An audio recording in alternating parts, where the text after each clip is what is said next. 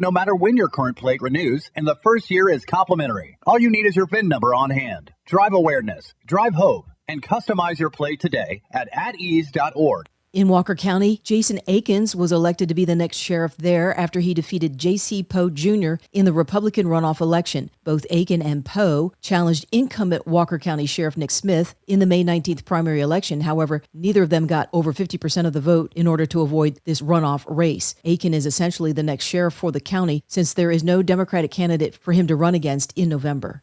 Also happening in Walker County, a man has died after being bitten by a dog a week ago. The identity of the man is not being released at this time. An autopsy will be performed to determine exact cause of death. In Birmingham, an 89-year-old woman was struck and killed by a vehicle. The victim has been identified as Thelda Jean Kennerly. The driver and vehicle were in the carport of the elderly woman's home when it struck her. Investigators believe that the driver may have experienced a medical event causing the acceleration of that vehicle. I'm Andrea Tice. For more news affecting Alabamians, go to 1819news.com. And while you're there, subscribe to the daily newsletter.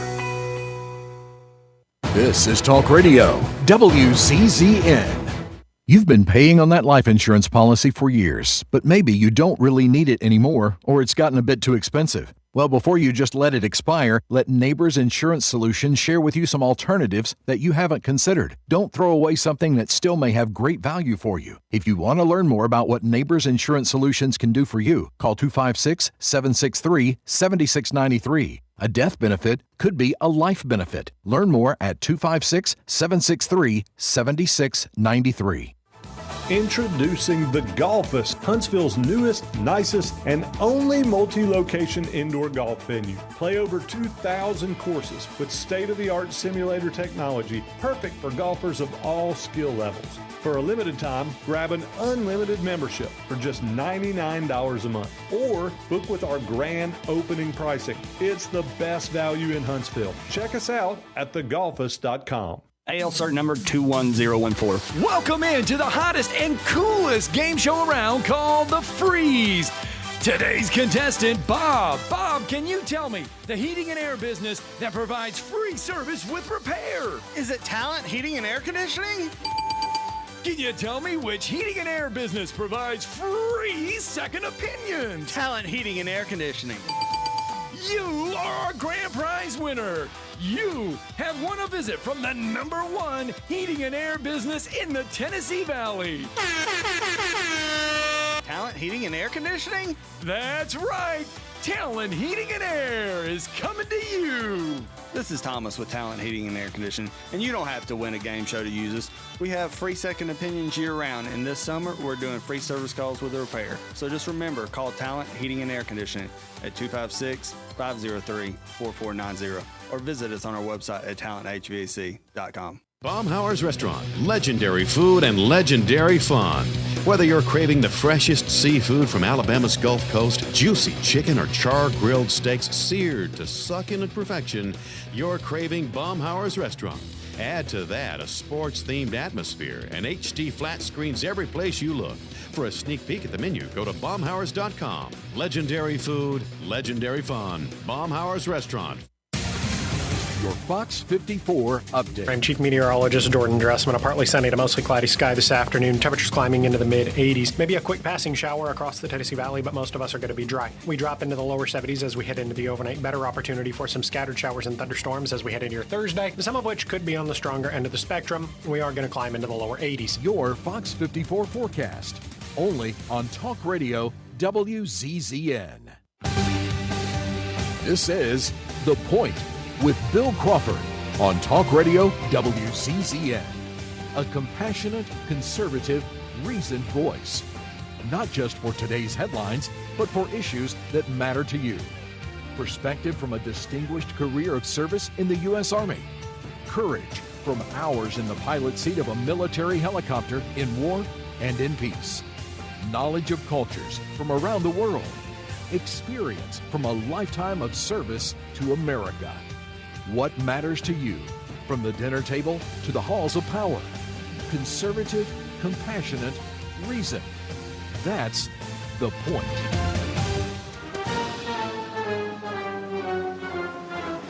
Welcome, fellow Alabama friends, citizens, and patriots, one and all.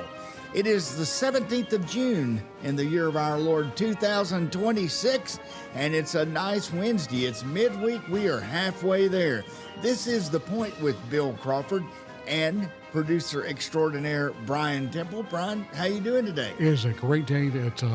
I'm surprised it's not warmer than it really is, but you can feel the humidity coming back in. Well, a little bit of cloud cover, and you can feel the humidity coming out, but it's almost here. Summer it's here. Hey, folks, it's swim season. It's baseball season. I've broken my first sweat. It's summer. Oh, you don't walk around in my body. I've broken many a first sweat already. Well, there you go. But it is. Thanks for that scare. I appreciate that. One thing about summer is baseball. Baseball, hot dogs, apple pie, and Chevrolet. And I'm sitting here in my nice Trash Pandas Hawaiian shirt. That is a stylish shirt you got at the game last night. Hey, and it was free. It didn't cost anything. And something like that almost has to be free, doesn't it? It almost has to be free. Yeah. You probably wouldn't pay money for it. No, it looks really good. The Transmatters folks really showed up and showed out for that shirt. Yeah, there was a big crowd out there last night, and thanks to our friend and partner, Josh Carey, he had Ann and I some beautiful seats right behind home plate. We watched a pitcher's duel, which I love a pitcher's duel, and every pitcher that showed up was throwing in the low 90s, getting close to 98 miles an hour. They were just popping that leather. It was a great game. We had, what do you do when you go to the ballpark? You get a hot dog and some Cracker Jacks and some popcorn and a refreshing beverage that's nice and chilly to go with that, and that is exactly what we did. Well, you got to hydrate. Don't overheat. Oh, got to hydrate. And last night I did my good deed. They had the little guys walking around with the slingshots and shooting T-shirts into the stands, and believe it or not, I caught one. Oh, look at that. And there was a little kid next to me, and he was just looking at me with eyes as big as saucers, and I said, "This is yours." And his daddy gave me a knuckle and a high five, and I made that little kid's day. I mean, I didn't want it anyway, but I was glad there was a little guy there to give it to. Absolutely. And the Trash Pandas won 3-2, which you could have heard right here on this station. Yep. And the game ended, Brian, in a way I have rarely seen a baseball game end, and that was a pickoff play at first base. Wow. The guy thought he could steal, and they had a pitcher on the mound who had a great pickoff move, and the next thing I knew, we were walking out the gates. Got him picked off. So, a lot of stuff going on in the world, in the country, and in Alabama today. As you know, yesterday we had our very important runoff elections, and I woke up early this morning to turn the TV on and see the results, and I was not greeted with anything about the election results. There was nobody with their shotgun kicking down doors? No, there was nobody with shotguns. There was nobody saying how much Trump loved them. There was nobody strolling through the aisles of the church. You know what the lead story on the news was this morning? Well, did we actually get some news? It was the geese. Really? Oh, that's right. Yeah, the lead story on the news today. And you've got an update on that. I've got an update on the geese, but if you hadn't been following this, the Edgewater community said we've got 226 geese out here that we just don't want around anymore because they're a nuisance. They're pooping all over the place. They're blocking traffic. They're just like geese do. Like geese tend to do. If you ever drive out on Redstone Arsenal, you'll see the geese blocking the roads out there. And so they were going to hire someone to euthanize these. Euthanize, which is a fancy word for saying they were going to have them exterminated. And a lot of people protested. And on the 16th, which was yesterday, the Homeowners Association said, well, maybe that's not the best idea at all to go ahead and kill off all those geese. So they dropped their plans to kill them, and instead they're going to form a wildlife and environmental impact subcommittee with volunteers to look at some long-term options, and they're going to look at deterrents to having them. I don't know how you can stop a geese from pooping, but they're going to look at deterrents, habitat changes, and this is interesting, predator-based solutions. They're going to go down south and get one of those alligators. That's what I was about to say. They're going to go to South Huntsville and get an alligator. They're going to go get some alligators from South Huntsville, which they are there. And I doubt the South Huntsville residents would do any sort of a protest about getting the alligators there. So, and the bottom line is the geese live to fly and do their business for another day. And I can't believe that was the lead story, but it was. And well, here's a little bit. Today, on today's show, later on in the day, we're going to have senatorial candidate Seth Burton for our Eyes on Washington segment. We're going to talk a little bit about the election, but just so you know how it came out, this is what happened. Highly contested race for Lieutenant Governor Wes Allen and John Wall. John Wall had the Trump endorsement. It must have worked. He had 56% of the vote. Wes had 43%. And obviously, John Wall won. In the Democratic race for senator, they didn't have a runoff for lieutenant governor. Dakari Lariat and Everett Weiss were the two candidates, and Mr. Weiss had 54% of the vote, so he moves on. And the U.S. Senator, and this is the race where it really got interesting. This and also the Attorney General. This was Jared Hudson versus Barry Moore. We've had both of them on the show, and I think the big contention in that race was Mr. Hudson, who was a SEAL, said, "Hey, I'm a military hero," and he said Barry Moore wasn't. Barry Moore came on the show, and at least he satisfied me that he was indeed a veteran. He has an honorable discharge, and he won 55.8% to 44.2%. All right, hang on a second. I want to pull over the side for just a second. Okay. The point with Bill Crawford, as much as we can find, was the first time that Barry Moore admitted that he had the documentation to prove he had served in the military. He had been dodging it before, kind of moving around. I don't know who told him to. But the point with Bill Crawford, on the phone with Bill, is the first time Barry Moore said, yes, he can prove he was in the military, and walked us through his military career. So that, we are the first. We're the innovator, and so you heard it here first, folks, and that's just one of the things you could expect from the point with Bill Crawford. Well, Brian, you're absolutely correct, because what happened was the day before, somebody in the Alabama Political Reporter asked him a question about that, and he said, no, I'm not going to answer. I'm going to file a lawsuit. And he came on with us. I don't know why, maybe because he knew I was a military veteran.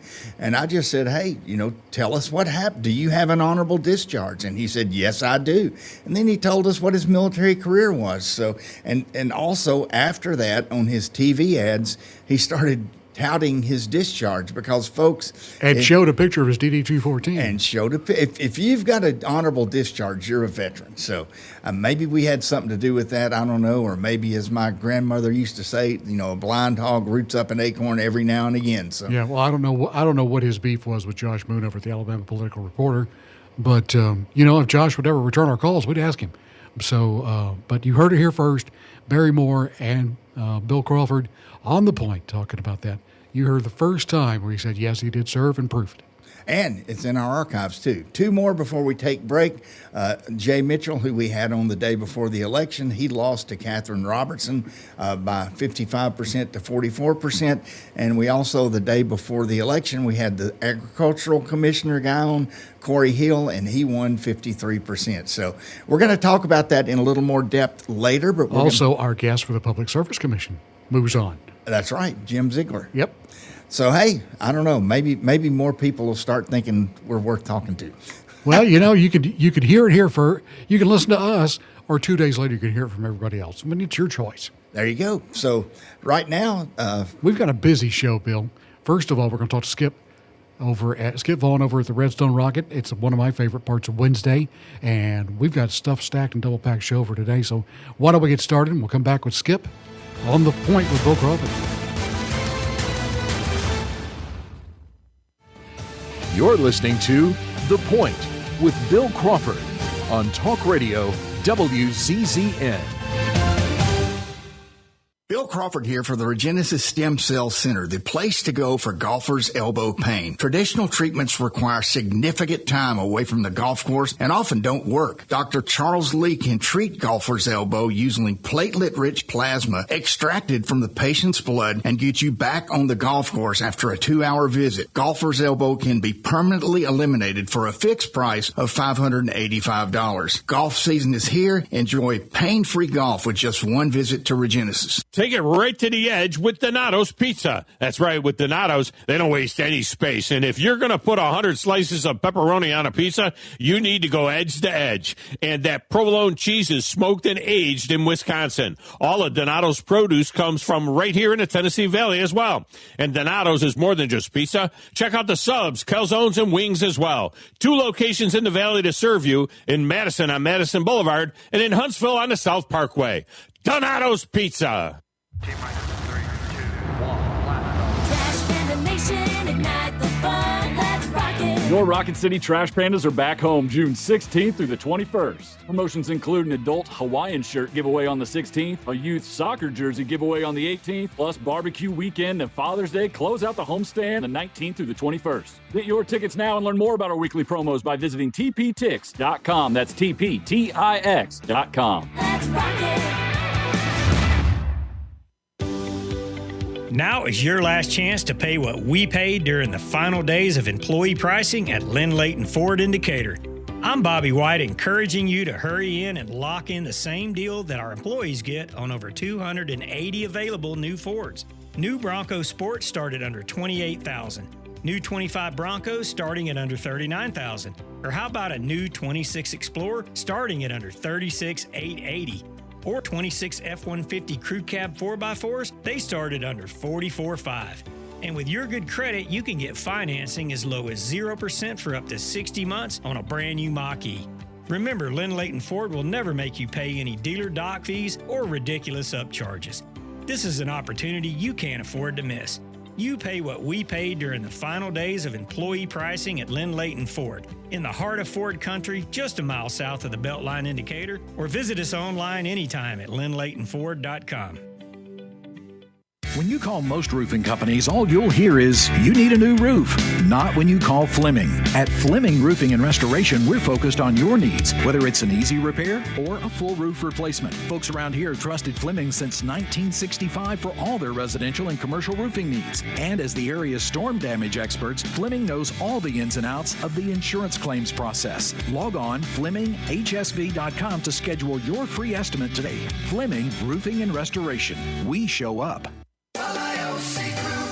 TLG software team brings you Bamboo HR. Bamboo streamlines everything from hiring to offboarding and eliminating manual HR tasks. With Bamboo, our customers have saved time, stay organized, and keep employees happier with a seamless HR experience. This is unique to Huntsville and Birmingham, and I urge you to ask about it. Just ask anyone.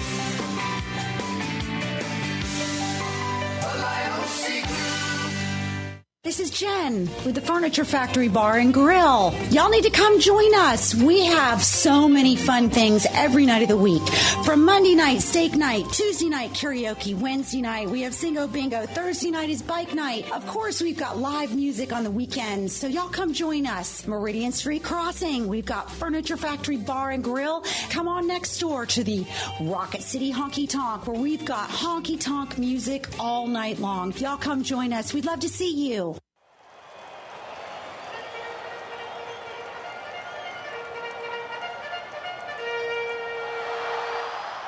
Your home of the Rocket City Trash Pandas is Talk Radio WZZN.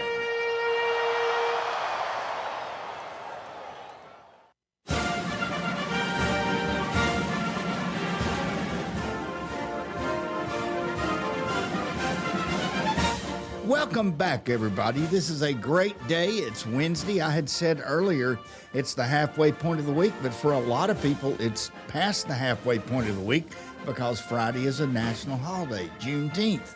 And also, this is Father's Day weekend, so there's a lot to look forward to in the next few days. Thanks for being here with us on Talk Radio WZZN. This is The Point with Bill Crawford and producer extraordinaire. How about me rolling that R a bit? And we're glad you're with us, as we are glad, as happens most every Wednesday, we get to talk a little bit about what's happening at the Arsenal with the editor of the Redstone Rocket, the longtime editor, the 47-year employee of the Redstone Rocket, Skip Vaughn. Skip, how you doing today? Hey, Bill, how you doing? Hey, go ahead. I couldn't be better. I went to a baseball game last night, and that always makes me feel good. Yep. Trash Pandas? The Trash Pandas, and it was also Hawaiian shirt night, and I'm sporting my nice little blue Trash Panda Hawaiian shirt that I got simply for walking through the door. Good deal. Good deals abound. Nice. Did the Trash Pandas win? The Trash Pandas won by a score of 3-2. It was a very, very short game. Lasted about an hour and 45 minutes. It was a pitcher's duel, and the game ended in a way I've never seen a baseball game end before. The other team was having the Montgomery Biscuitos, as they would say in Spanish. They were having a little bit of a rally, and they had a runner on first, and the pitcher picked him off.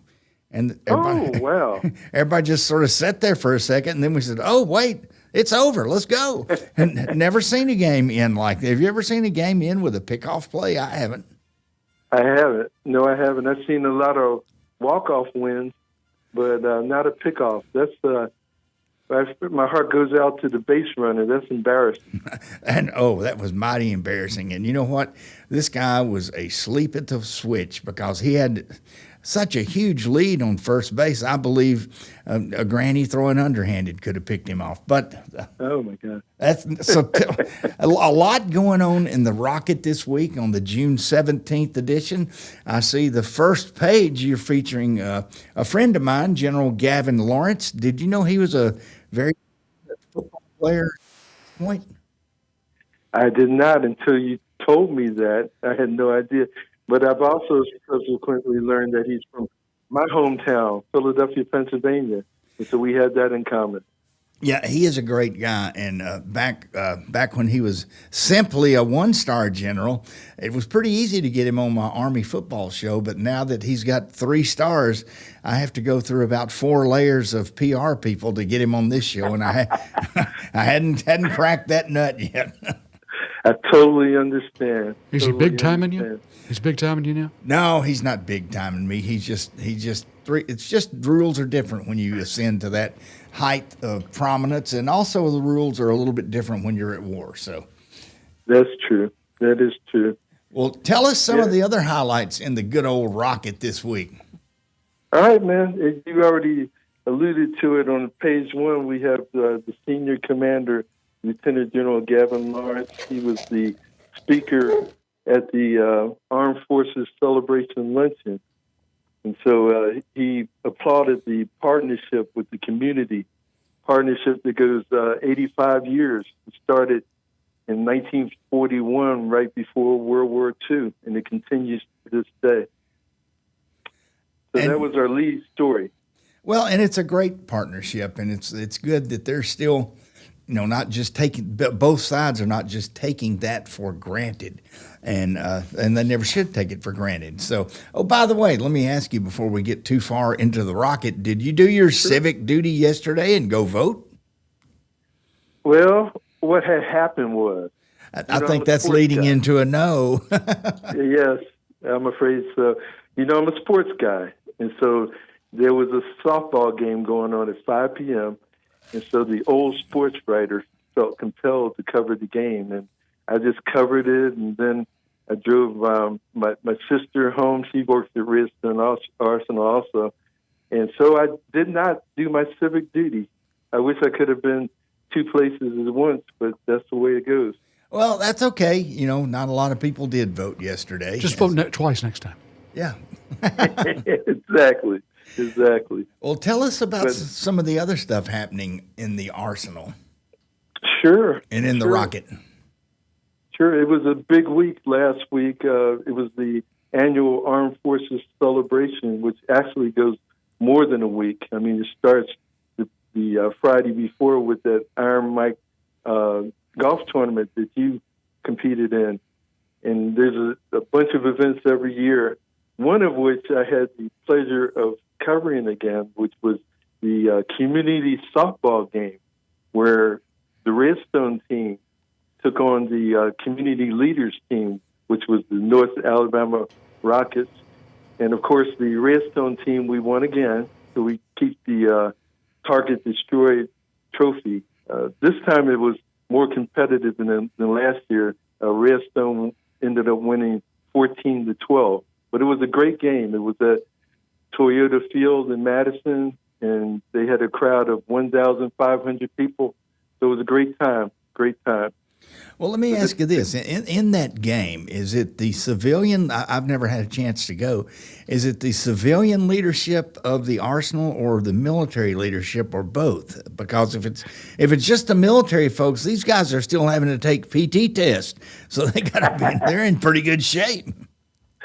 No, it was both. It's a combination. I mean, we do have active duty military, but we also have retired military, and we have some senior civilians, and we also have a multitude of civilian employees from other organizations, not just Army. So we had a NASA represented, and so it's just a good representation of Redstone Arsenal. Well, that's good. That's absolutely what it should be, because Redstone Arsenal is, a lot of bases that I've been assigned to are a little bit different than Redstone Arsenal because they're heavy on the military and light on the civilian. In this place, it is just the opposite. I think actually there's only about 600 and something active duty soldiers assigned to the Arsenal now. But when I was here in the early 90s, it was completely reversed. So I'm glad that they got the civilians involved as well as the military. So, and you didn't play, you just covered it, right? Yes. The old sports writer did what he does the best, and that's take notes and keep the box score, keep all the stats, and take pictures. Well, so now that's what I do. Well, hey, that's your job, man. That's what you're supposed to do. I also noticed in the Rocket, and I've been tracking this for quite some time, I think we may even briefly chatted about it last week, and that you have a story in there about Colonel Frank Rubio, who is going to be one of the mission specialists on the Artemis III mission. That is correct. And we're proud to say that he is a member of the Space and Missile Defense Command, which is a Redstone Arsenal organization. So he represents this community, and he is returning to space. He's a veteran of space travel. In fact, he holds the American record for the longest single space flight. He spent 371 consecutive days aboard the International Space Station from 2022 to 23. So he knows what he's doing. He's a veteran of space travel. Well, and the thing I like about him, a lot of things I like about Colonel Rubio is one, he went to West Point, graduated in 1998.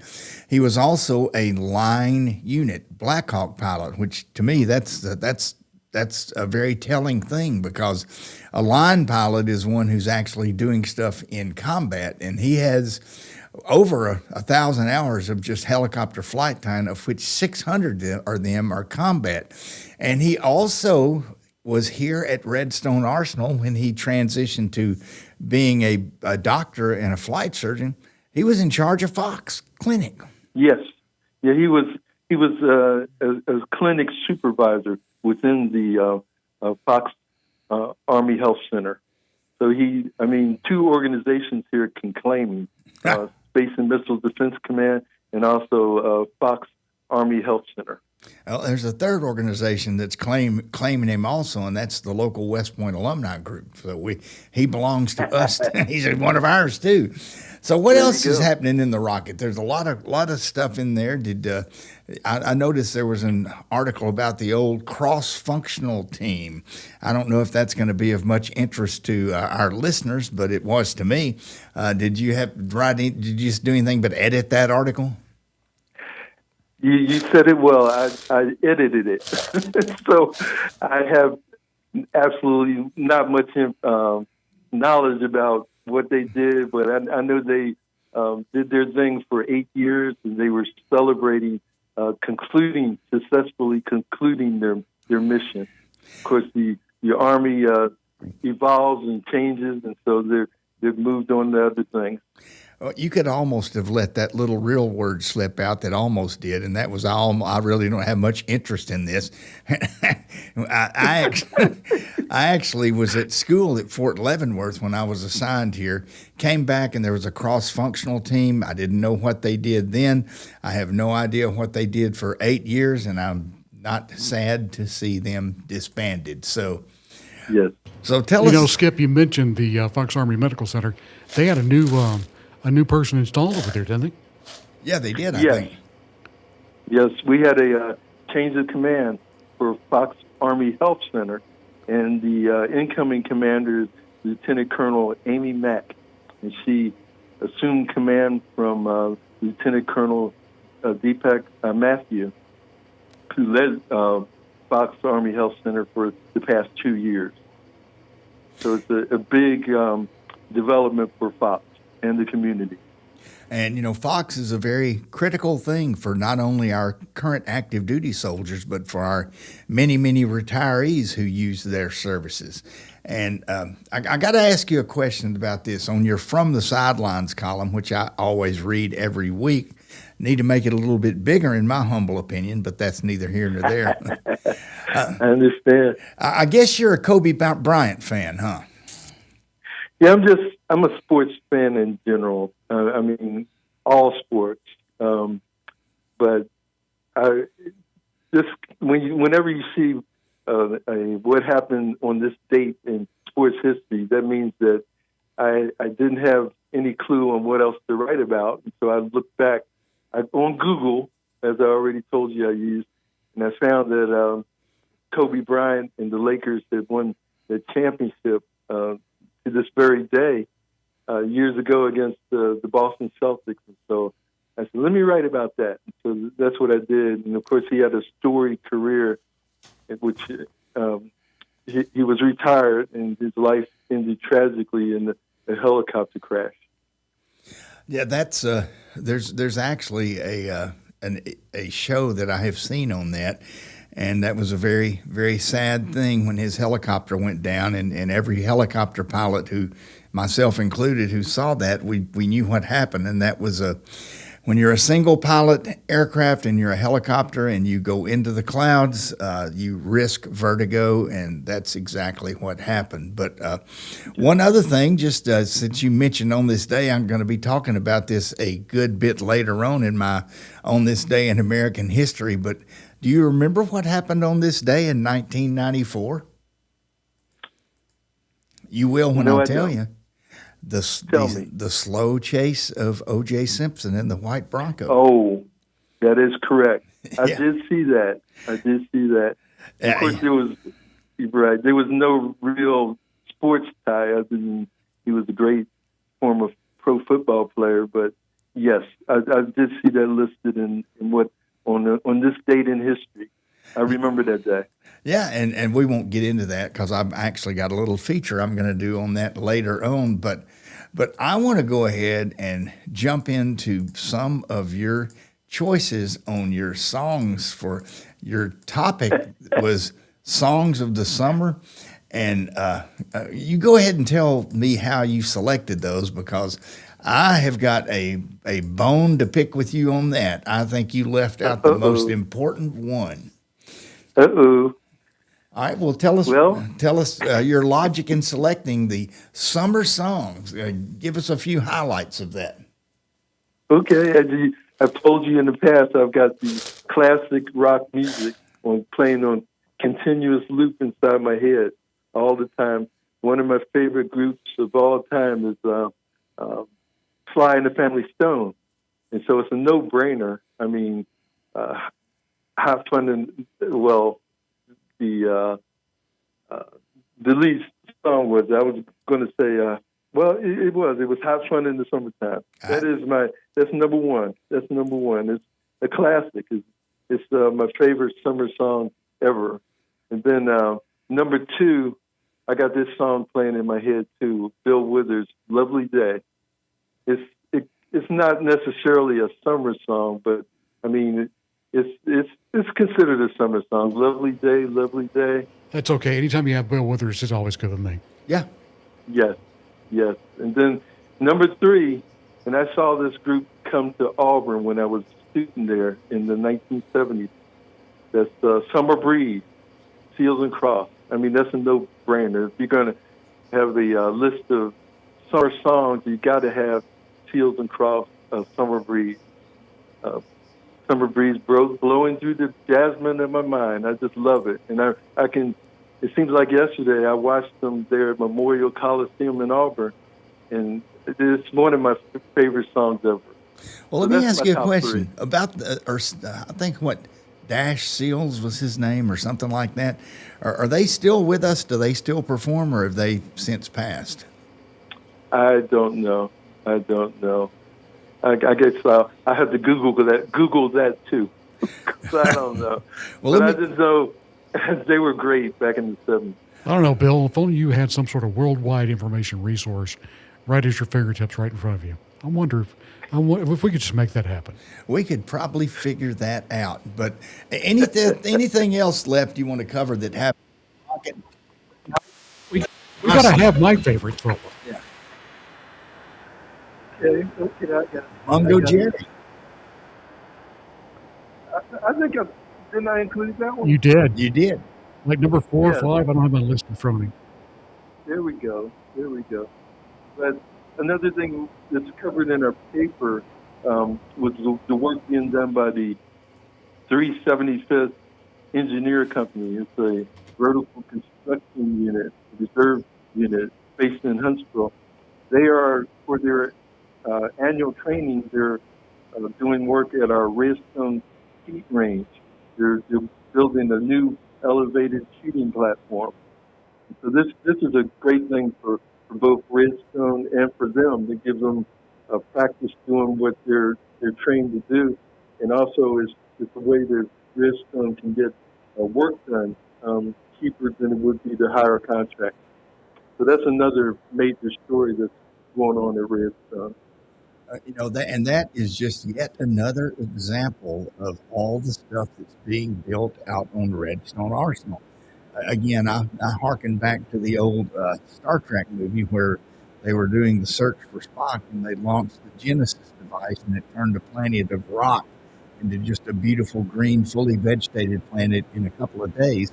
That's what it looks like to me out there. Every time I drive through Redstone Arsenal, I go, gosh, what is going on out here? What is being built? And there's a lot of stuff being built. But in our last moments here, I'm going to tell you how you missed the boat on your summer songs, because you missed the best summer song that has ever been recorded. And you know what that is? Tell me about it. I had no idea. Nibbling on sponge cake, watching the sun bake. That give you a good hint? Oh, my goodness. And he's an Auburn guy, too. Yeah, he's an Auburn guy. He's from Mobile. He went to McGill-Tulane High School. How could you not get Margaritaville in that list? You are totally right. That is When you're talking summer, you got to talk Jimmy Buffett. Got to talk Jimmy Buffett. The first channel on my Pandora is the Jimmy Buffett channel. Got to have it. I got you. You are right. I cannot argue with that. That's a great point. That is a great point. And plus the fact, and of course, he's an Auburn guy, so how could I miss that? Well, you should take your Auburn alumni sweatshirt and turn it inside out and wear it like that for a week. I totally understand. All right. Well, hey, Skip, on that little note of levity, we'll go ahead and let you go. Look forward to next week. Hey, hope you have a great Father's Day weekend, and I'm assuming you'll be off for Juneteenth. I think most of the Arsenal is going to be there, so have a good one, Yeah. all right? You too, man. And happy Father's Day to you also. And to Brian. So, Brian, let's go ahead and let Skip get out of here to the tunes of Mungo Jerry. I love it. War Eagle, guys. Roll Tide, go Army.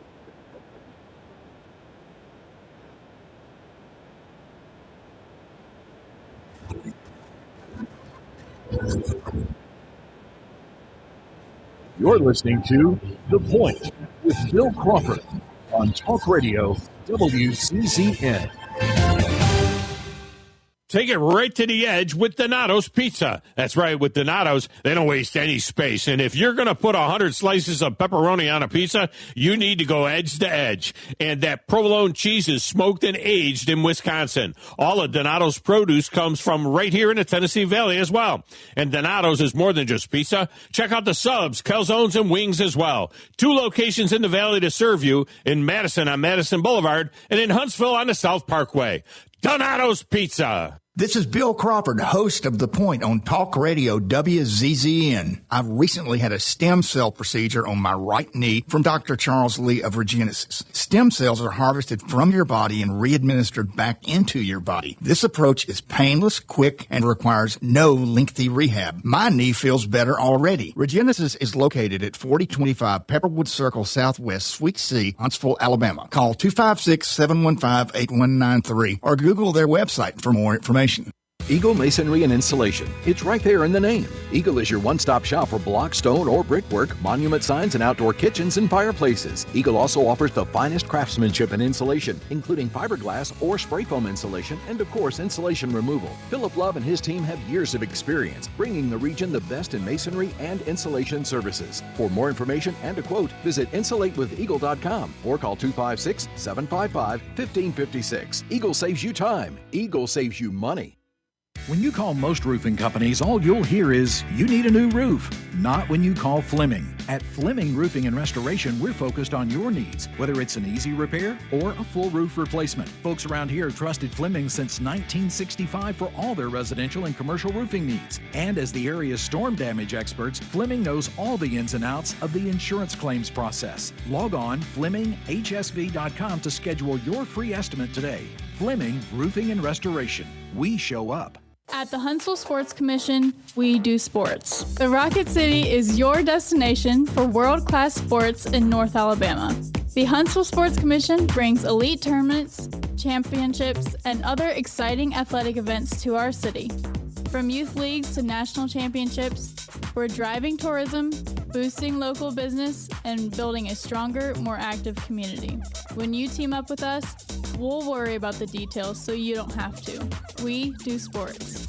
Hey folks, Arthur Seed, managing partner at University Kia, letting you know we are proud supporters of Alabama and Auburn football. Swing by University Kia today and check out our huge selections of brand new Kias, including the spacious Telluride 8-passenger SUV, the slick new K5, the sporty Kia Seltos. We've got perfect cars for every lifestyle and budget. Visit universitykia.com to view all our amazing offers and get pre-approved amenities, because we want to see you in a Kia. Roll Tide, War Eagle. This is Jen with The Haven, a private event space located downtown Huntsville. If you haven't been before, this is the perfect spot for your event. Whether it's Christmas, the holidays, birthdays, weddings, rehearsal dinners, you name it, I can provide that perfect event for you. We tailor everything just for your needs, from food to flowers to the band to drinks. You name it, we've got it. The Haven, located at Meridian Crossings, downtown Huntsville.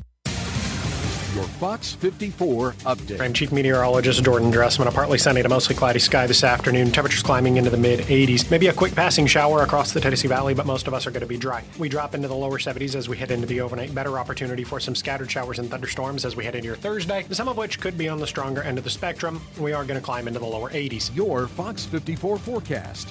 Only on Talk Radio WZZN.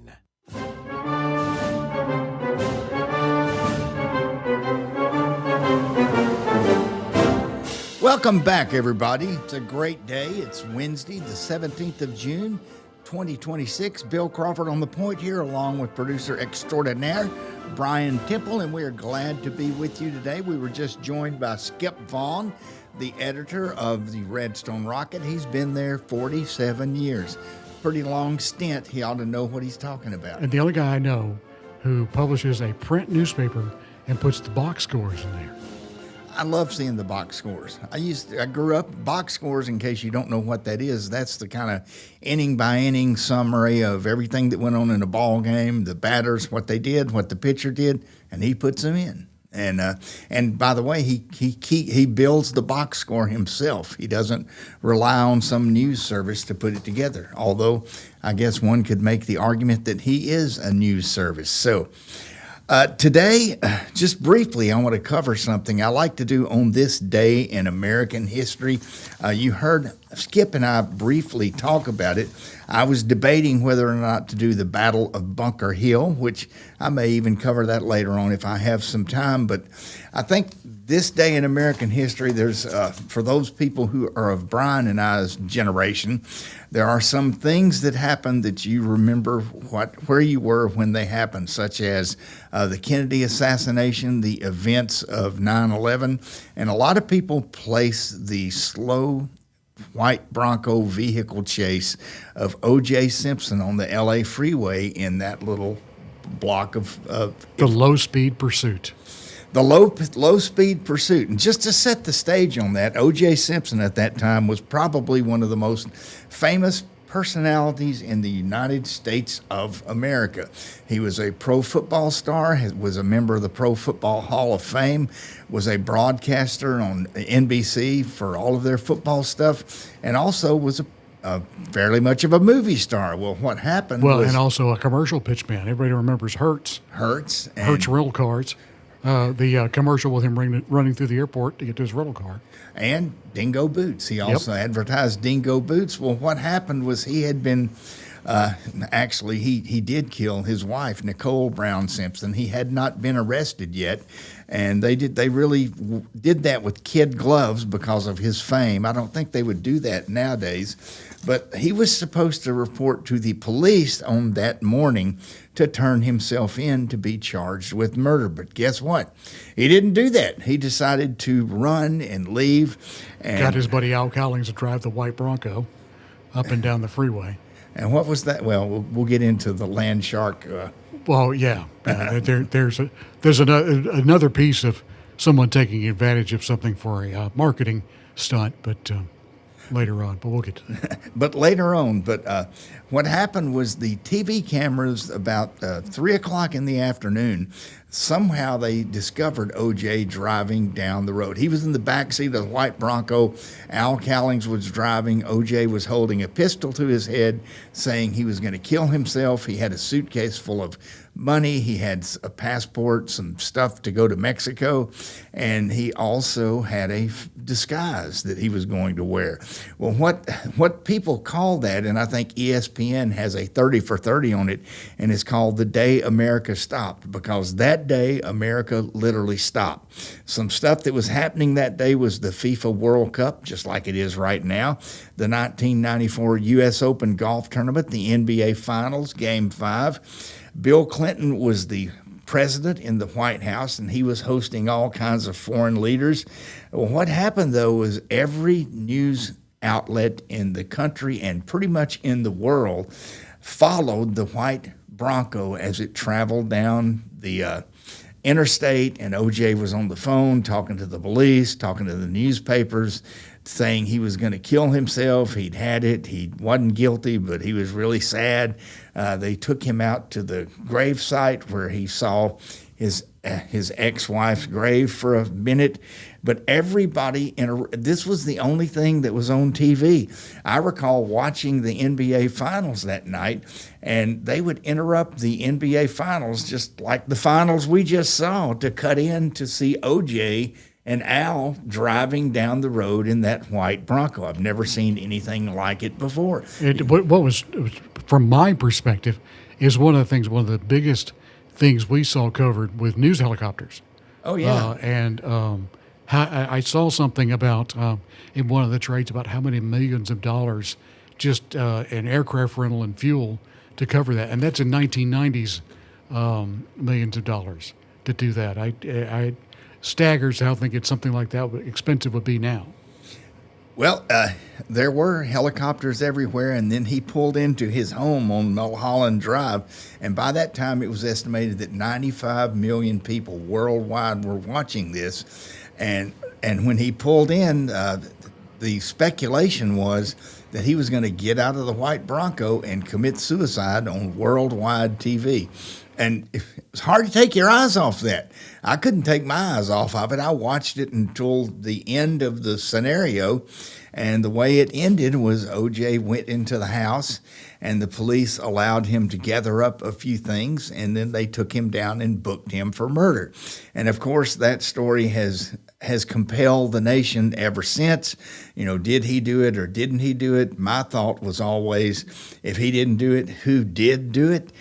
Obviously, it was he. He was the one who did it. But that happened on this day in 1994. And, you know, if we hadn't had that, we never would have had the celebrity Kato Kalin. Oh, yeah. The guy who was just randomly renting O.J.'s pool house in the backyard. Yes, and there was Kato Kalin. There were all kind of people who were what I would call pop-up celebrities. There was Mark Thurman, the cop, many things. But that happened a long time ago. It birthed a whole lot of C and D-list celebrities. It did indeed, and thankfully we don't have to worry about it today. But it did happen today in 1994. So we're going to take a break and come back and wrap up this hour. You're listening to The Point with Bill Crawford on Talk Radio WCZN.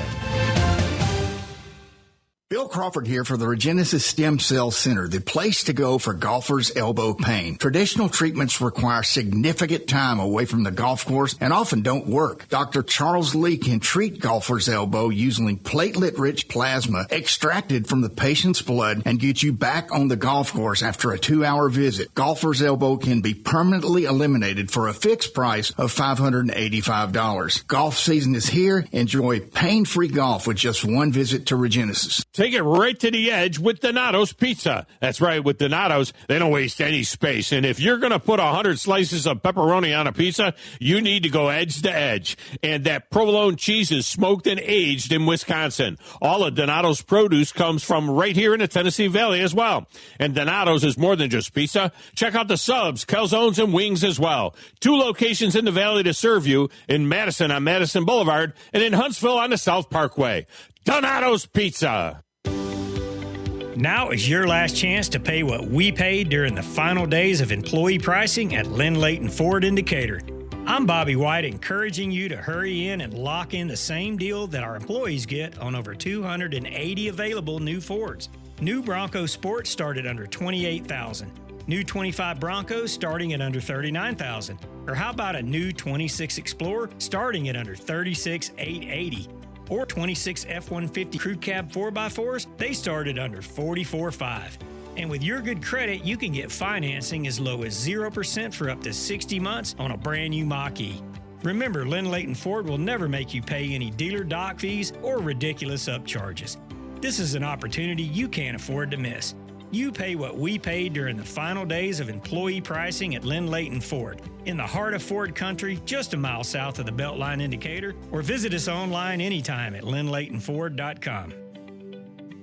I'm attorney Gary Lackey. I know your accident is the real thing, and they happen to real people. I'm attorney Justin Lackey. There's a lot of talk right now about bigger, but when you've had a wreck, is bigger better? I'm attorney Jennifer Lackey. Do you want to be just a case number? With offices in Huntsville and Scottsboro, we take the time to help. The Lackey Law Firm. The Lackey Law Family. 1-800-4-RIGHTS. No representation is made that the quality of the legal services to be performed is greater than the quality of legal services performed by other lawyers.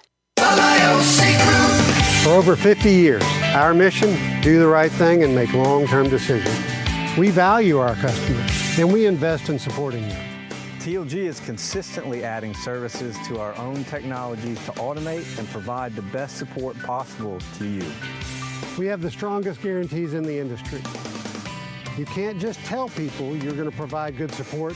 You have to prove it with your actions. Before you build, know the ground beneath you. OMI Incorporated has been North Alabama's trusted name in geotechnical engineering for over 30 years. We provide subsurface investigations, environmental consulting, and construction materials testing to keep your project moving forward with confidence. Commercial, industrial, and public projects, OMI has the experience to get it right. OMI Incorporated. Experience below the surface. Visit omi-eng.com. or call 256-837-7664. Cummins has kept the world running for more than 100 years. Since their founding in 1919, Cummins has been dedicated to leading the charge towards a future with smarter, cleaner power. Cummins sales and service locations are right where you need them when you need your engine or generator set service. And now, Cummins has a new Huntsville branch. They're located on Highway 31 in Tanner, just north of Calhoun College. Cummins expert technicians will keep you up and running. Call them at 205-808-2210. Your home of the Rocket City Trash Pandas is Talk Radio WZZN. He's still a soldier. His blood runs red, white, and blue. Folks, we are glad to have you with us today on this Wednesday on The Point with Bill Crawford and Brian Temple. I also want to send a little shout out to Josh Carey, who you can hear every night virtually on this radio station. Not virtually, just on this radio station. Actually, as he is the voice of the Rocket City Trash Pandas. He was gracious enough to provide me with some real good tickets last night to go to a great baseball game. And I want to tell all the listeners out there that I did my good deed of the day while I was there. If you've ever been, minor league baseball is a lot of fun. They do all kinds of wacky promotions on the sidelines between innings. And one thing they do is they have a big, huge rubber band, and they launch T-shirts into the air, and the fans try to catch them. They fight for them. Well, I had one fired my way, and it bounced off the noggin of the guy sitting next to me and landed right in my hands. And right in front of me were three little kids, just wide-eyed, bright-eyed, and bushy-tailed, and they really wanted this T-shirt. And I looked at the dads, and he pointed to one guy, and I gave it to him, and I made his day. There you go. And, hey, it makes you feel good to do something like that. But things always feel good when you're out at the great American ballpark watching the American pastime. And you can join us on Talk Radio WZZN tonight, starting at 6:20. No, excuse me, 6:20 for Game 2 against the Montgomery Biscuits. No, Game 3, because yesterday was a doubleheader. It was. 6:20 airtime, 6:35 first pitch out at Toyota Field tonight on Talk Radio WZZN. But coming up much sooner, after news and update, we'll be back with Hour 2 of The Point with Bill Crawford. This is Talk Radio WZZN. This summer, we make HVAC history as Sensagreen Heating, Cooling, and Insulation celebrates our country's 250th birthday. Happy birthday, America! In honor of crossing the Delaware River and kicking Cornwallis out of Yorktown, Sensagreen now offers $1,776 off new HVAC systems. Give me liberty and a new HVAC smart system this summer at Sensagreen with Brian. Whatever it takes, just like our founding fathers. USA! USA! USA! Alabama license number 12705/52808. The company is Eagle Masonry and Insulation, but did you know they're also Eagle Landscaping and Dirt Work? Eagle can take care of all your landscaping needs, including irrigation, sod work, and planting, both plants and trees. On the dirt work side, Eagle can grade and build your pads, haul dirt in or out, and even do erosion control. Philip Love and his team can do it all for you. The website is the same, insulatewitheagle.com, as is the phone number, 256-755-1556. Give them a call and see what Eagle can do for you. Eagle saves you time. Eagle saves you money. HD 97.7.2 WZZN FM Union Grove, Huntsville, Alabama. Talk Radio WZZN. Stuart Varney, and this is the Fox Business Report. Stocks are wavering in afternoon trading following the Fed's decision on interest rates. As expected, the central bank will be holding its benchmark rate steady. New Fed Chair Kevin Warsh. The committee decided to maintain the target range for the Fed funds rate at 3.5% to 3.75% in support of the Fed's dual mandate. The Fed pausing for a fourth time after 3 consecutive rate cuts. Fed officials dropped language that had suggested that their next move would be to cut their key rate. And Kevin Warsh appointing a task force in 5 areas of monetary policy and said that each independent task force will have the best minds inside and outside the economics profession and be appointed by the Fed staff. Tech and industrials are among the best performers, while communication services and consumer staples are lagging. That's your Fox Business Report. I'm Hillary Barsky, invested in you. Most investments today feel like second jobs. Real estate, you're a landlord. Stocks, you're a day trader. Crypto, you're a full-time researcher. You've got a life to live. Your investment should help you live it. That's why more Americans are choosing gold. Noble Gold has helped thousands protect their future with real physical gold. Visit noblegoldinvestments.com to get your free wealth protection kit. That's noblegoldinvestments.com. Past performance may not be indicative of future results. Investing in precious metals, including gold, involves risks. Consult with your tax attorney or financial professional before making an investment decision. This is Talk Radio, WCZN. 1819 News. Runoff election results are in for 2 state races and 1 federal race here in Alabama. In the U.S. Senate runoff race for Republicans, U.S. Congressman Barry Moore was victorious over former U.S. Navy SEAL Jared Hudson. Moore pulled in 59% of the Republican runoff vote to Hudson's 41%. For the Democrats in this race, Everett West defeated Dakari Lariat. In the lieutenant governor's runoff race for Republicans, John Wall defeated Wes Allen with a 57 to 42% margin. Wall will now go head-to-head with Democratic nominee Philip Ensler in the November general election. And in the race for the next Attorney General, Katherine Robertson won that runoff race against Jay Mitchell for Republicans. She will now go up against Democrat Jeff McLaughlin this coming November. I'll be back with more Alabama stories after this. Are you enjoying 1819 News? If so, consider joining 1819 News as a member. As a nonprofit news organization, we depend on the support of Alabamians like you. Memberships start out as little as $5 a month, and you'll get access to exclusive content only offered to our members. You'll be supporting independent journalism done by people who cherish Alabama values. Become a member today by visiting 1819news.com and clicking Become a Member. That's 1819news.com and click Become a Member today.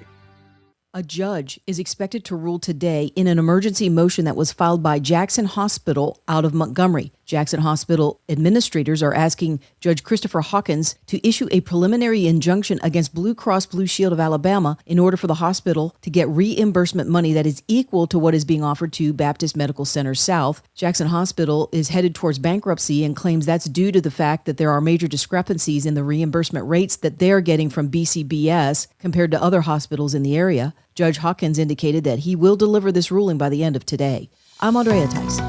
For more news affecting Alabamians, go to 1819news.com. And while you're there, subscribe to the daily newsletter.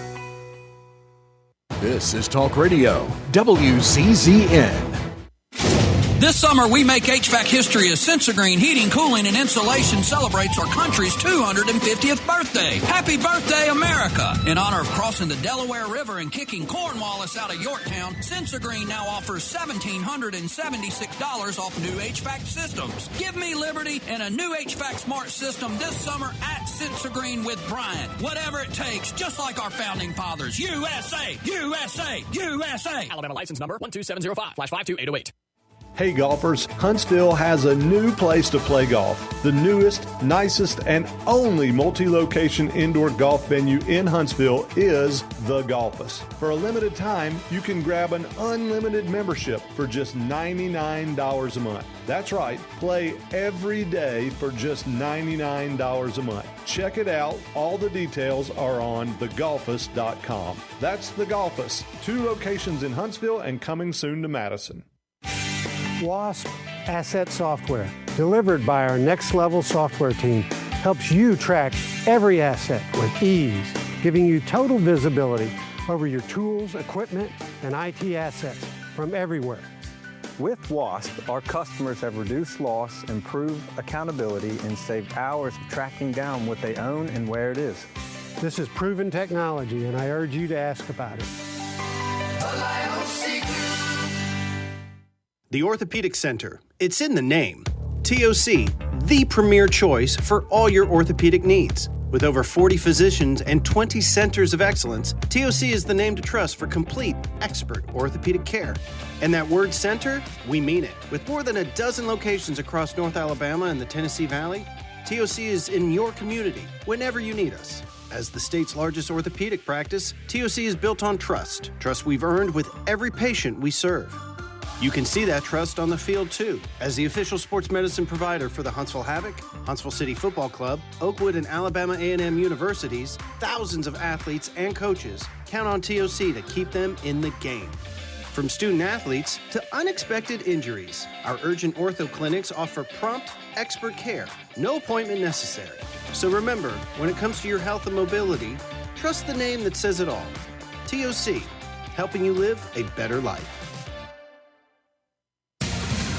Your Fox 54 update. I'm Chief Meteorologist Jordan Dressman. We drop into the low mid 70s as we head into the overnight. The mostly cloudy, overcast sky as we head into your Thursday. Maybe a couple of passing showers Thursday morning, better opportunities for rain, and a few thunderstorms through Thursday afternoon and evening. And then as we head into the overnight, some of that activity could be on the stronger end of the spectrum. Your Fox 54 forecast, only on Talk Radio WZZN. This is The Point with Bill Crawford on Talk Radio WZZN, a compassionate, conservative, reasoned voice, not just for today's headlines, but for issues that matter to you. Perspective from a distinguished career of service in the U.S. Army. Courage from hours in the pilot seat of a military helicopter in war and in peace. Knowledge of cultures from around the world. Experience from a lifetime of service to America. What matters to you, from the dinner table to the halls of power. Conservative, compassionate, reason. That's The Point.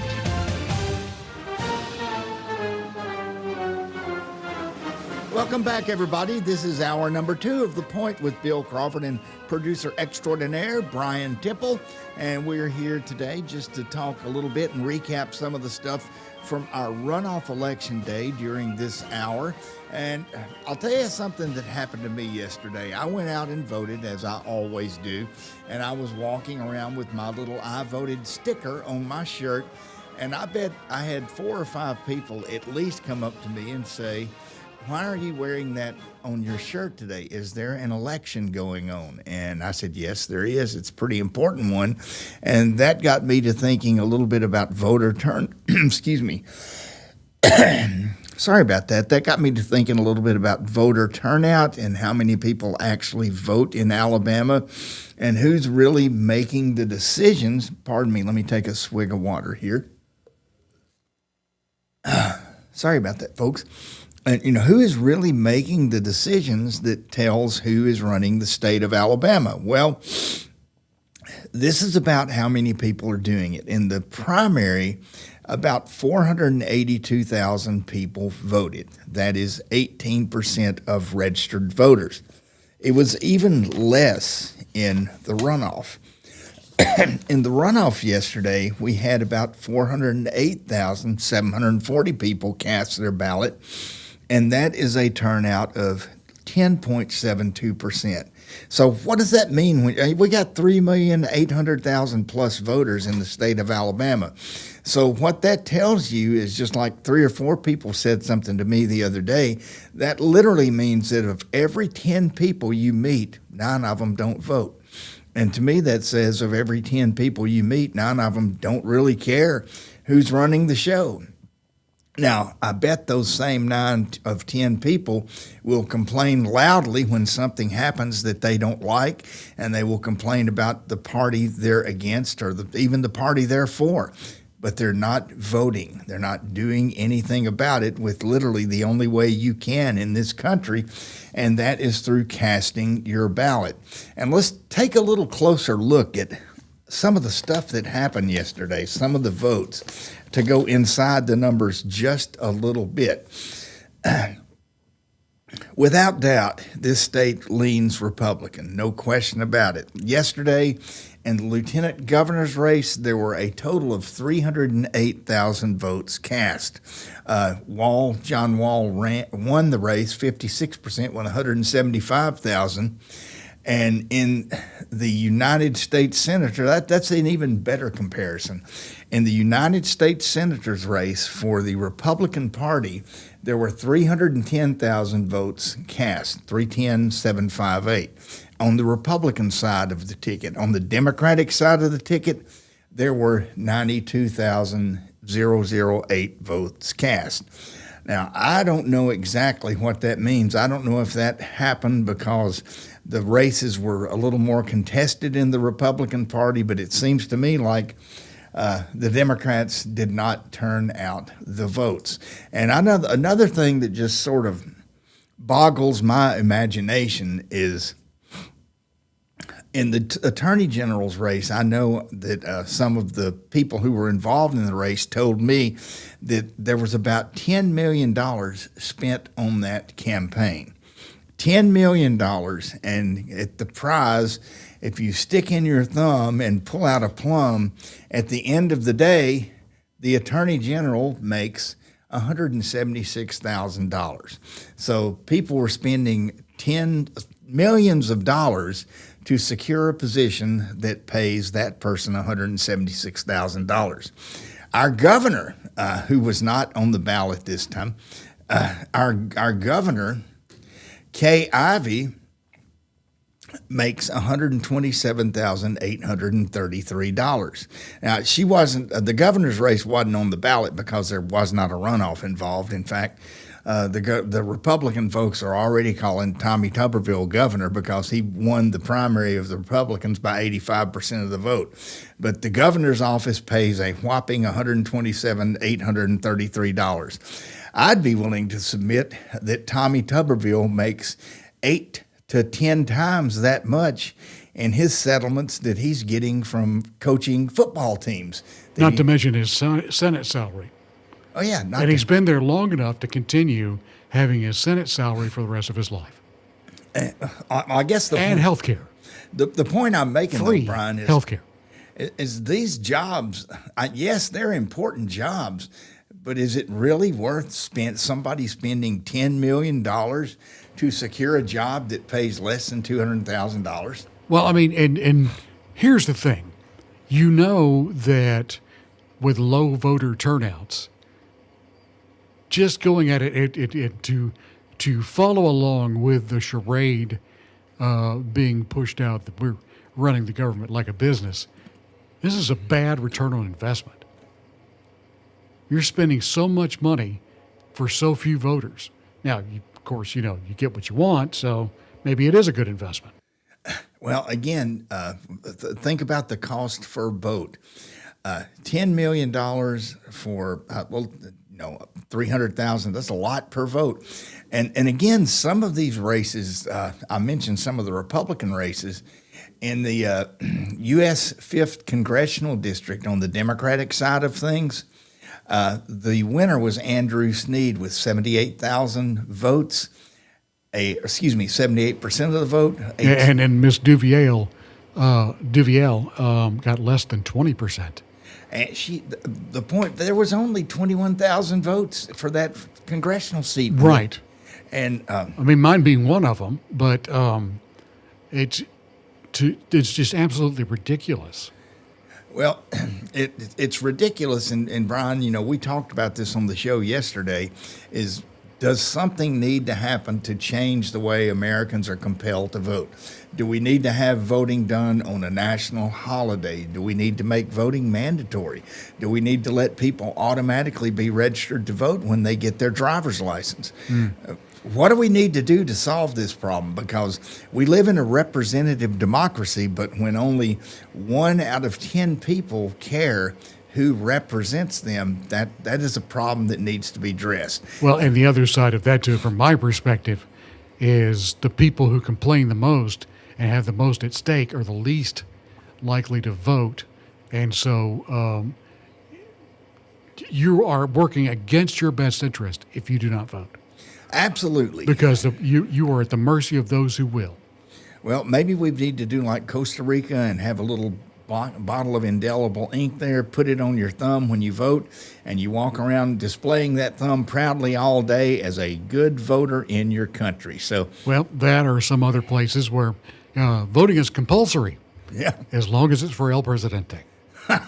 Well, the countries like Australia, it's compulsory. But bottom line, folks, we got what we got. We had poor turnout, and if you voted, congratulations. If you didn't vote, in my humble opinion, you did not do your duty as an American citizen. So let's go ahead. If you didn't vote, you got what you voted for. There you go. James Lomax is on the line. He is in our next segment on The Point with Bill Crawford. We're going to do that right after a break.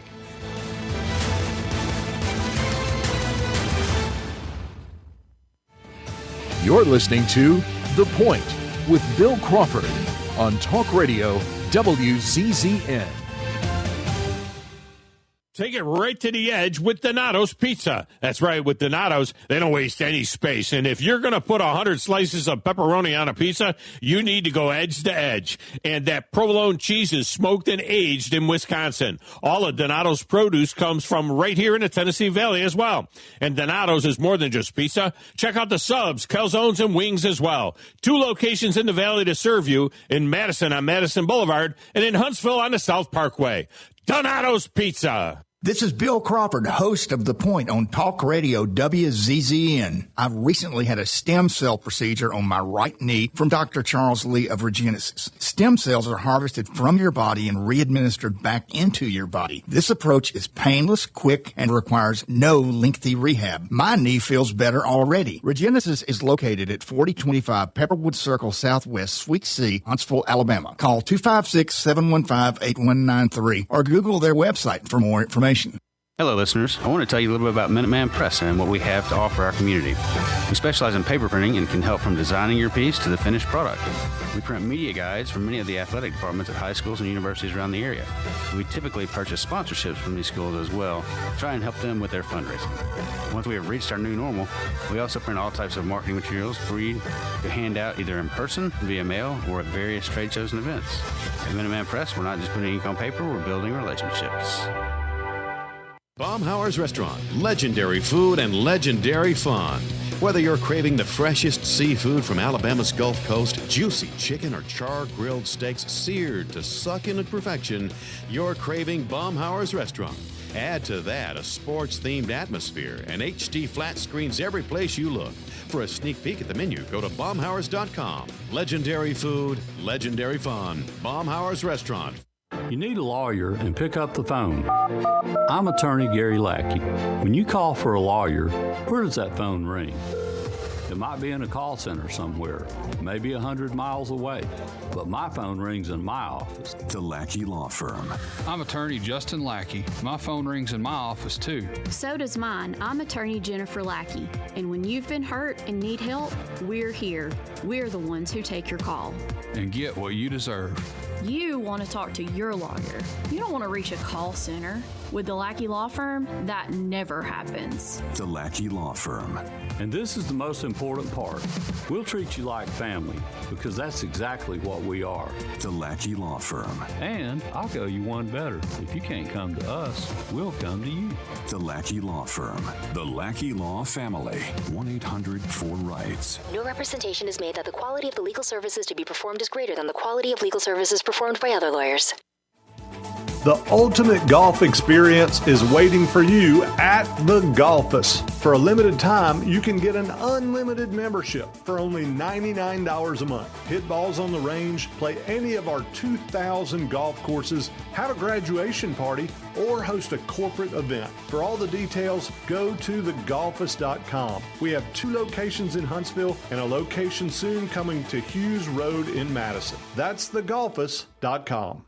There's power in caring when it is put into action. Each year, our bankers serve on nonprofit boards, support our local educators, and volunteer with our hometown food bank. I'm Bobby Humphrey, Vice President of Business Development for Bryan Bank, and community service is just not a line item in our mission statement. It's who we are. Because after all, Alabama is our home too. That kind of commitment to community might not be what you would expect from a bank, but it's exactly what you can expect from us. Give us a call or stop by one of our 2 offices in the Huntsville area and experience unbeatable service and legendary results. Bryan Bank Equal Housing Lender, NMLS ID 2428943, member FDIC.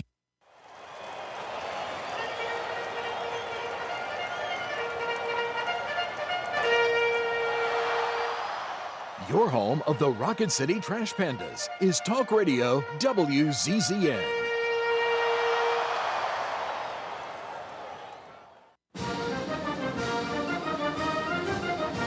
Welcome back, everybody. This is The Point with Bill Crawford on Talk Radio WZZN. We're doing a little post-mortem on the election yesterday, the runoff election, and we are so pleased today to have with us. It's a game of elimination, Paul. So we're gonna. We are also pleased to have. That doesn't work very well, so we're gonna figure that. Bill, if you got something, you give me like about 2 minutes. I figured this out. Okay, we're going to be back in a minute with James Lomax, but one thing that I will talk just a little bit about while we're waiting to get the electronic gremlins ran out of the phone is what happened yesterday in the races that were endorsed nationwide by President Trump. President Trump endorsed a couple of people here in Alabama, and those were Barry Moore, who was running for Senate, and he won by a fairly large majority. The other was Lieutenant Governor John Wall, who won by a fairly large majority. And the Georgia Republican runoff, Burt Jones was the candidate who was endorsed by President Trump. He did not win. And also in the Senate, Mike Collins was the gentleman endorsed by President Trump, and he did win, defeating former Tennessee football coach Derek Dooley. So that's what the value of his endorsement was, and I think we've got James with us on the line now. James, are you there? Bill, I'm here. Hey, well, let me ask you one question. I think I know the answer to this. I bet you were glad you didn't have to be in that runoff yesterday, aren't you?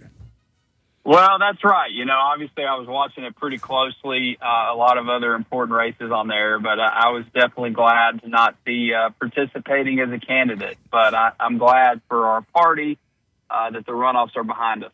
Well, let me ask you, just so by way of introduction, just so our listeners know who you represent, tell us what district you represent and tell us what you do as a state representative, just briefly. Sure, yeah, I'm a state representative representing Southeast Huntsville, Hampton Cove, Jones Valley area, Montesano Mountain, Green Mountain. It's District 20, so there's 105 state representatives. We go down to Montgomery for session, once or twice a year, depending on what the governor decides to do. And we try to create laws to help better the state of Alabama. So I'm very excited to get, like I said, through the primary season. We now have our Republican slate of candidates. The Democrats have the Democrat slate of candidates. And I believe it's a great slate on our side, and it's going to be a good result come November. And that's the next time your name will appear on the ballot. And tell our listeners what date that election is going to be. I think it's the third or second Tuesday in November. That's right. Yep, second Tuesday in November is coming up. We do have here in the city of Huntsville, we've got a municipal election that's first. So I'm not trying to confuse voters or get in the way of that. So, we'll be at plenty of things, but we won't really gas up until after our municipal elections are out of the way in August, where voters will go decide who represents them on the school board and city councils. One thing before we talk a little bit about the elections yesterday, just a little story to lead us into that. At one time in my life, I was a captain in the Army down at Fort Rucker, Alabama. I was enrolled in a school that we had to go to, and nobody wanted to be there. I was kind of the class wise ass, for lack of a better term, and they asked me to come up with a motto for our class, and the motto I came up with was, we're apathetic, but we don't care. And the reason I thought about see where this is going. It's going to the turnout of the voters.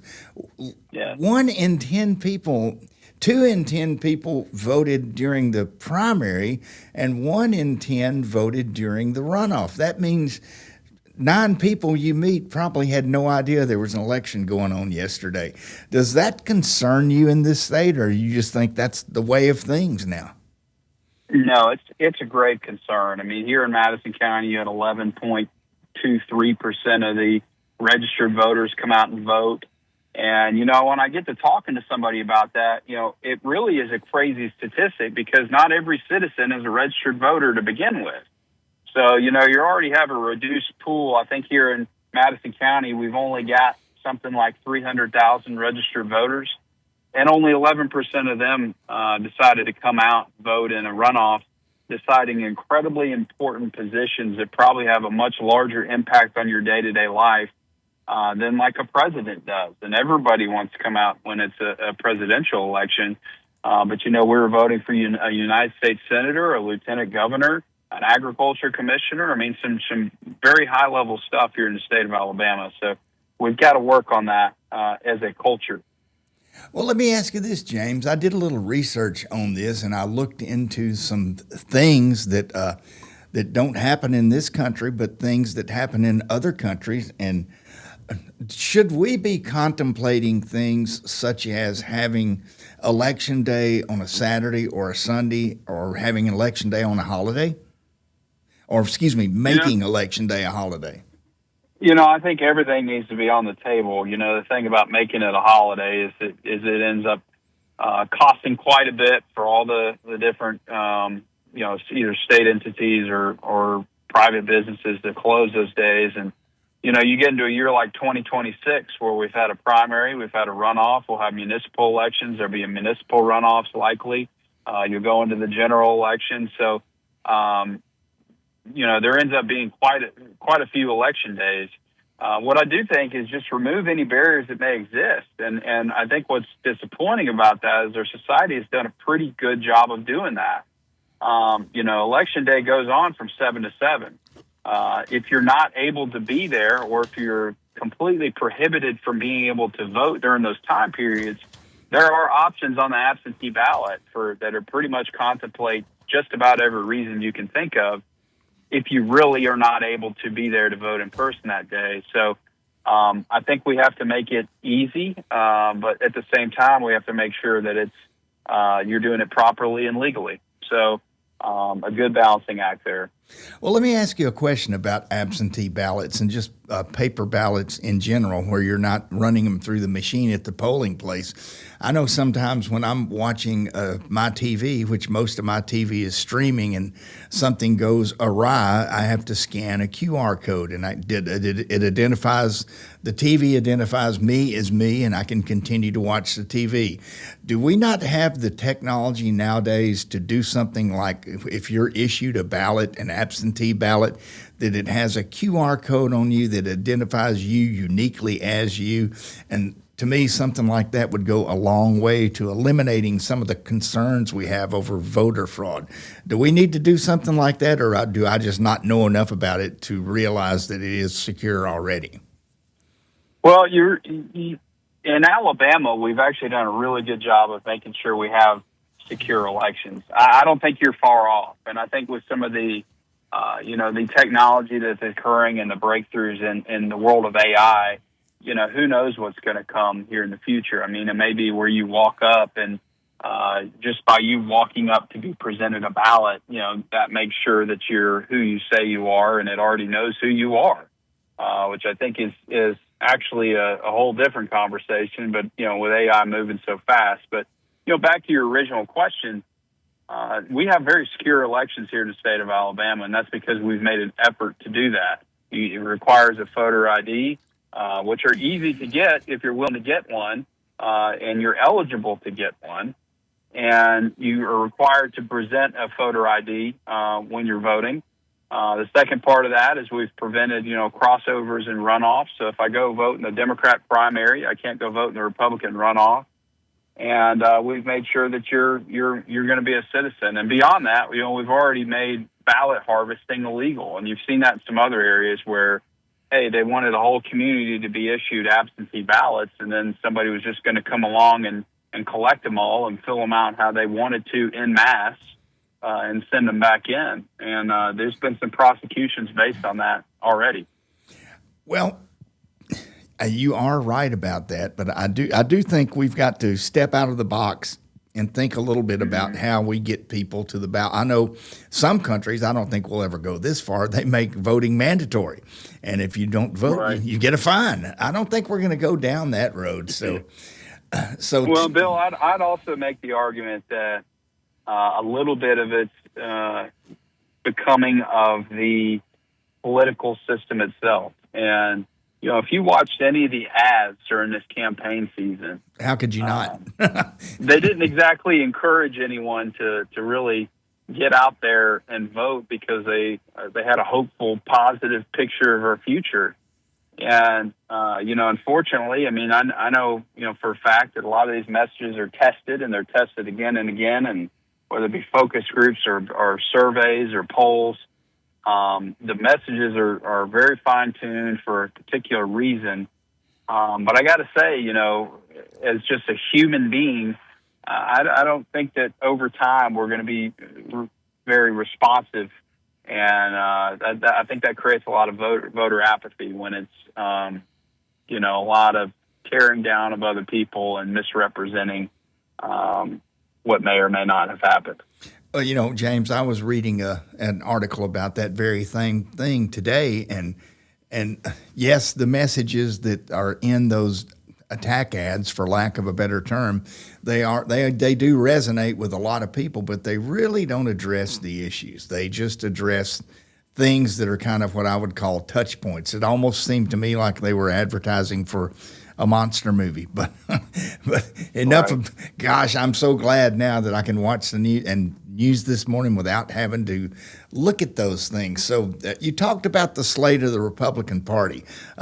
Talk about that a little more. You're pretty confident that we've got a good slate going forward? I think up and down the ballot, we have an extremely strong slate. I mean, I think if anything, going through a primary like that, it is good that there's some months to follow before, the November election is around the corner, because I do think after, people get so far apart in a primary, it does create some animosity. I think it creates, some internal fights. And I think, some of those take a little bit of time, but the ultimate goal presents itself, and that's victory in November. And I think, iron sharpens iron, and we have a very, very strong slate of candidates across the board, whether it was the candidate you voted for or not. I think we can argue that they're very, very strong candidates, and they've worked incredibly hard. I can speak to the work ethic of just about every candidate in all the races there in the runoff. And going through that, I think is going to make our party stronger going into here in the fall. Well, let me ask you one thing. Again, thank you for your time today just to do a little postmortem on the election. I'm certainly glad you're in it. You don't have to worry about that stuff, although I'm sure you will. Well, that one quick question, though. When do you start your full-fledged campaign efforts for November? Do you get to take a couple of months off on that, or are you already on the trail? Well, when you're in office, I wouldn't say the trail necessarily ever stops, right? So tonight, I have the opportunity to visit with the CEO of the Alabama Port Authority. He's a brand new CEO, and I'm going to be seeing how us up in here in Huntsville can benefit from that. Tomorrow, I have the opportunity to walk through and make comment on the brand new event venue at Ditto Landing. I'm proud to support those efforts. So I'm working for my district, and that's going to continue. I think the full-fledged, the more retail politics, I'm going to pick up right after the August municipal elections. So I don't want to confuse voters out there with, hey, I'm running for this, I'm up in November, while people are getting ready for an August election, and just end up getting their brains frazzled a little bit with just the inundated with materials. But I'm going to give it a full-fledged campaign, not taking anything for granted, and I'm very excited to have that opportunity again. Brains frazzled is a pretty good thing. Some of those commercials are so absolutely hilarious. I'm just glad we don't have to watch them anymore. But let people know between now and then if they just want to do. Well, first of all, if you're listening, we've had James on the show a couple of times. Go to our View podcast on our website. Go to podcast, click View episodes, and you can hear extended conversations with James, which is a whole lot better than some of these 1 minute commercials that come on. We get to hear the real James Lomax. But how can people, other than that, if they want to learn a little bit more about you between now and then, how can they do that? Yeah, on Facebook is where I post most of my updates. Is Lomax for House on Facebook. But absolutely contact me on the Alabama Legislative website as well. We're very excited. I'm already thinking through, some of the priorities we're going to have here in the 2027 session. It sounds far away, but after November we'll be right back in session pretty quick after that, after the new year. So I'm very excited about the things we can continue to do for Southeast Huntsville and the city of Huntsville. Hey, and you have done great things for the city of Huntsville and your district. So, James, thank you for a little bit of time today to talk to us about the resounding win that the Republicans had. And we will be in touch later on. Thank you, Bill. Take care. Okay, you take care. That's Representative James Lomax, House District 20, Southeast Huntsville. Glad that he could join us today and give us some of his thoughts on what happened yesterday. And a lot happened yesterday.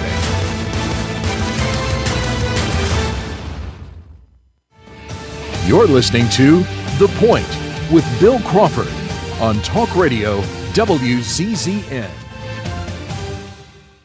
Bill Crawford here for the Regenesis Stem Cell Center, the place to go for golfers' elbow pain. Traditional treatments require significant time away from the golf course and often don't work. Dr. Charles Lee can treat golfers' elbow using platelet-rich plasma extracted from the patient's blood and get you back on the golf course after a 2-hour visit. Golfers' elbow can be permanently eliminated for a fixed price of $585. Golf season is here. Enjoy pain-free golf with just one visit to Regenesis. Take it right to the edge with Donato's Pizza. That's right, with Donato's, they don't waste any space. And if you're going to put 100 slices of pepperoni on a pizza, you need to go edge to edge. And that provolone cheese is smoked and aged in Wisconsin. All of Donato's produce comes from right here in the Tennessee Valley as well. And Donato's is more than just pizza. Check out the subs, calzones, and wings as well. 2 locations in the Valley to serve you, in Madison on Madison Boulevard and in Huntsville on the South Parkway. Donato's Pizza. Now is your last chance to pay what we paid during the final days of employee pricing at Lynn Layton Ford in Decatur. I'm Bobby White, encouraging you to hurry in and lock in the same deal that our employees get on over 280 available new Fords. New Bronco Sport started under $28,000. New 25 Broncos starting at under $39,000. Or how about a new 26 Explorer starting at under $36,880? Or 26 F-150 Crew Cab 4x4s, they start at under $44,500. And with your good credit, you can get financing as low as 0% for up to 60 months on a brand new Mach-E. Remember, Lynn Layton Ford will never make you pay any dealer dock fees or ridiculous upcharges. This is an opportunity you can't afford to miss. You pay what we paid during the final days of employee pricing at Lynn Layton Ford, in the heart of Ford country, just a mile south of the Beltline indicator, or visit us online anytime at lynnlaytonford.com. Tom Abraham here for my longtime friend Mike Owen of Owen Home Appliance. You know, Mike has over 25 years experience in the appliance industry, and since 2017, Owen Home Appliance has served customers in the Tennessee Valley with a focus on quality products, affordable prices, and excellent customer service. Owen Home Appliance prides themselves on community involvement as well, sponsoring local teams and events while making sure that you get the right appliance at the right price. Visit their highly interactive showroom in Lacey Springs, just 8 miles south of the river on 231. There's power in caring when it is put into action. Each year, our bankers serve on nonprofit boards, support our local educators, and volunteer with our hometown food bank. I'm Bobby Humphrey, Vice President of Business Development for Bryan Bank, and community service is just not a line item in our mission statement. It's who we are. Because after all, Alabama is our home too. That kind of commitment to community might not be what you would expect from a bank, but it's exactly what you can expect from us. Give us a call or stop by one of our 2 offices in the Huntsville area and experience unbeatable service and legendary results. Bryan Bank Equal Housing Lender, NMLS ID 2428943, member FDIC. Have you tried indoor golf yet? You need to check out The Golfus. The Golfus is Huntsville's newest, nicest, and only multi-location indoor golf venue. Spend an hour on the virtual range working on your game or play more than 2,000 golf courses. Our grand opening pricing makes us the best value in town. And if you really love it, grab a limited time, unlimited golf membership for only $99 a month. Get all of the details at thegolfus.com. Your Fox 54 update. I'm Chief Meteorologist Jordan Dressman. A partly sunny to mostly cloudy sky this afternoon. Temperatures climbing into the mid-80s. Maybe a quick passing shower across the Tennessee Valley, but most of us are going to be dry. We drop into the lower 70s as we head into the overnight. Better opportunity for some scattered showers and thunderstorms as we head into your Thursday, some of which could be on the stronger end of the spectrum. We are going to climb into the lower 80s. Your Fox 54 forecast, only on Talk Radio WZZN. Welcome back, everybody. A little bit of a mixed double segment today, but I love that because our next guest is one of my favorite guests, and that is former senatorial candidate, submarine commander.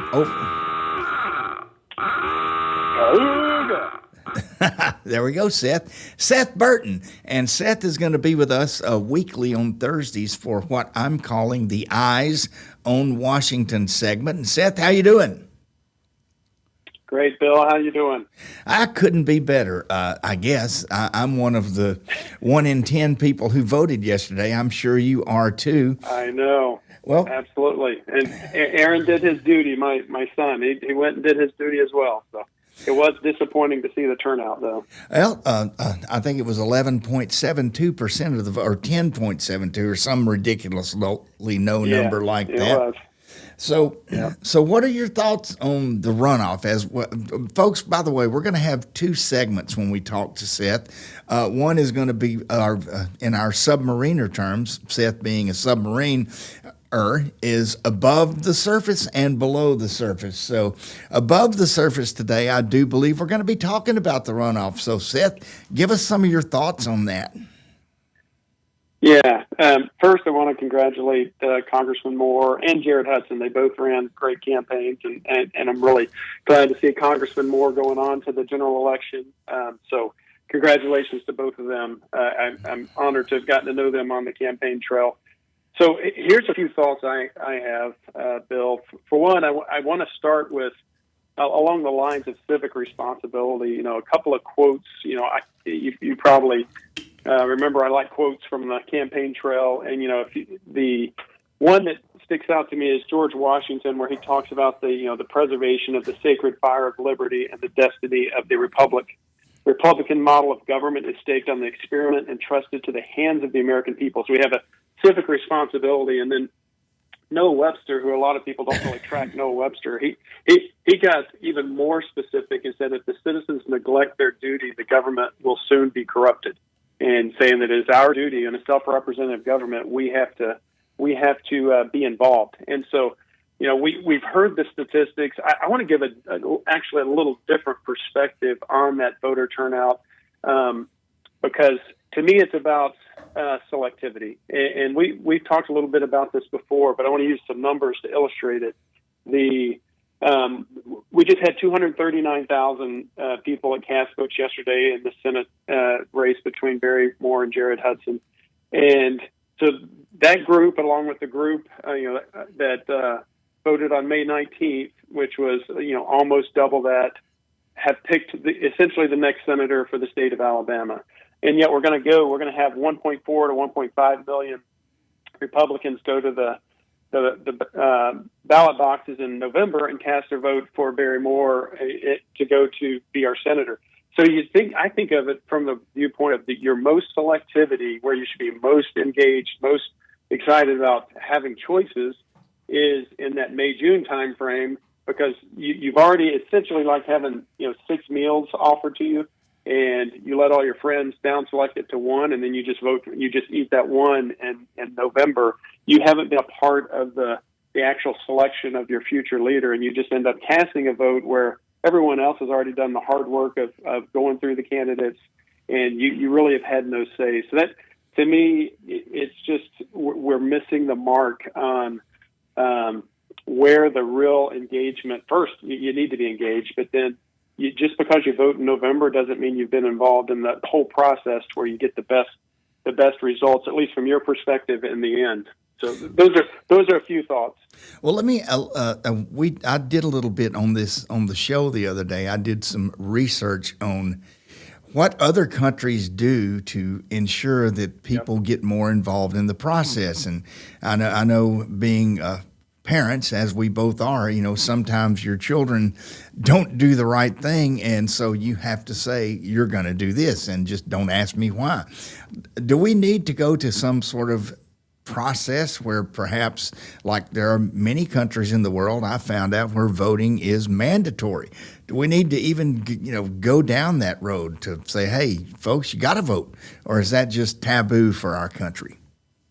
Yeah, I think, and my best friend is from Australia, so I know they do that in their once or or should go there in our country, because that's almost the first principle of we as individuals with individual freedom in our nation.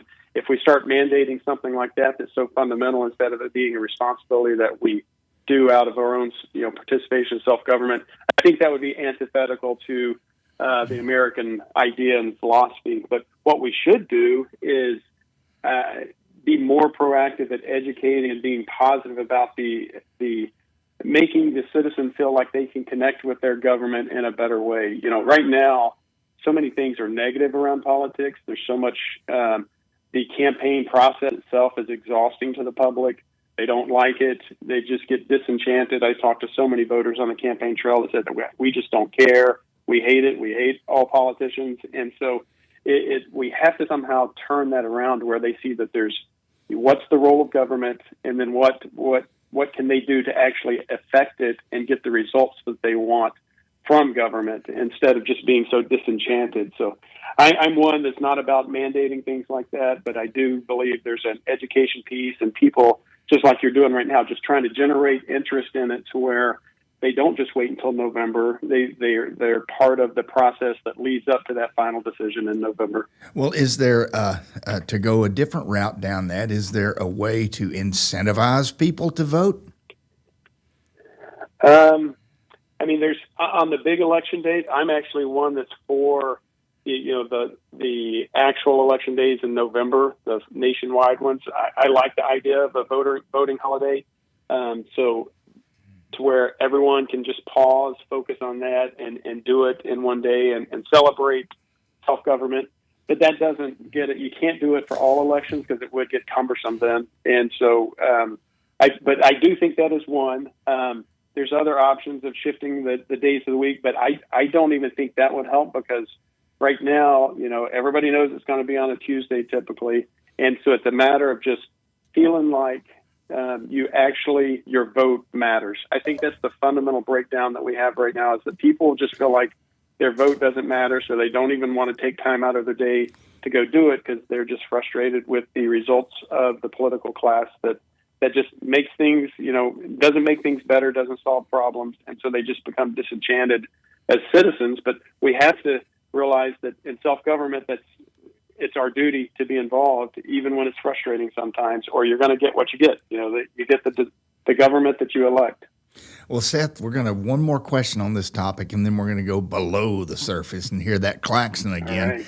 But if I gave you the Seth Burton Navy magic wand and said you can wave this wand and you can change one thing and one thing only about our current election process, what would you wish for? What would you change?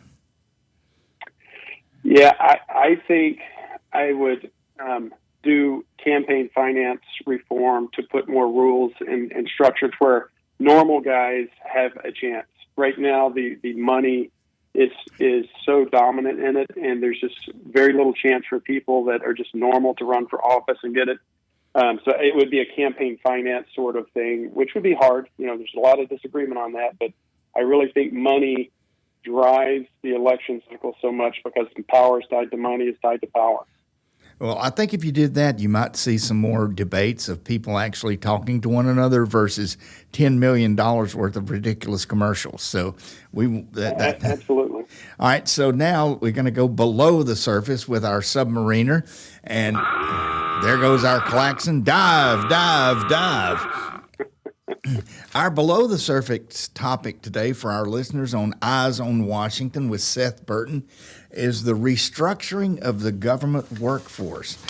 Tell us your thoughts on that, because that has been actually affected me. I was offered the deferred resignation program last year and took it. Exactly. So tell me your thoughts about that. Yeah, you're one of many people that took it, Bill. I just wanted to talk a little bit about it because it's not in the news anymore. We heard Doge, coming out of the election, inauguration day, the Doge team was stood up, and it was just, havoc on Washington for the first 6 months. And then it kind of shifted to a more, it's not the Doge team led by Elon Musk anymore. It's more distributed out in the agencies. And then ultimately now it's not really an entity anymore. It's just a philosophy, and those people that were involved have spread into the different agencies and trying to keep that philosophy going, because it's a good one. In my opinion, it is a very good effort, because we had so many years of just government growing, and sometimes in uncontrolled manners, some agencies uncontrolled. And so it gets to a philosophical question back to the role of government. What should government be doing? What can we afford as a nation based on our tax revenues? And how does, back to the point we were making a while ago, how do the citizens hold the government accountable to stay within those bounds that we think are right for the citizens or for our country?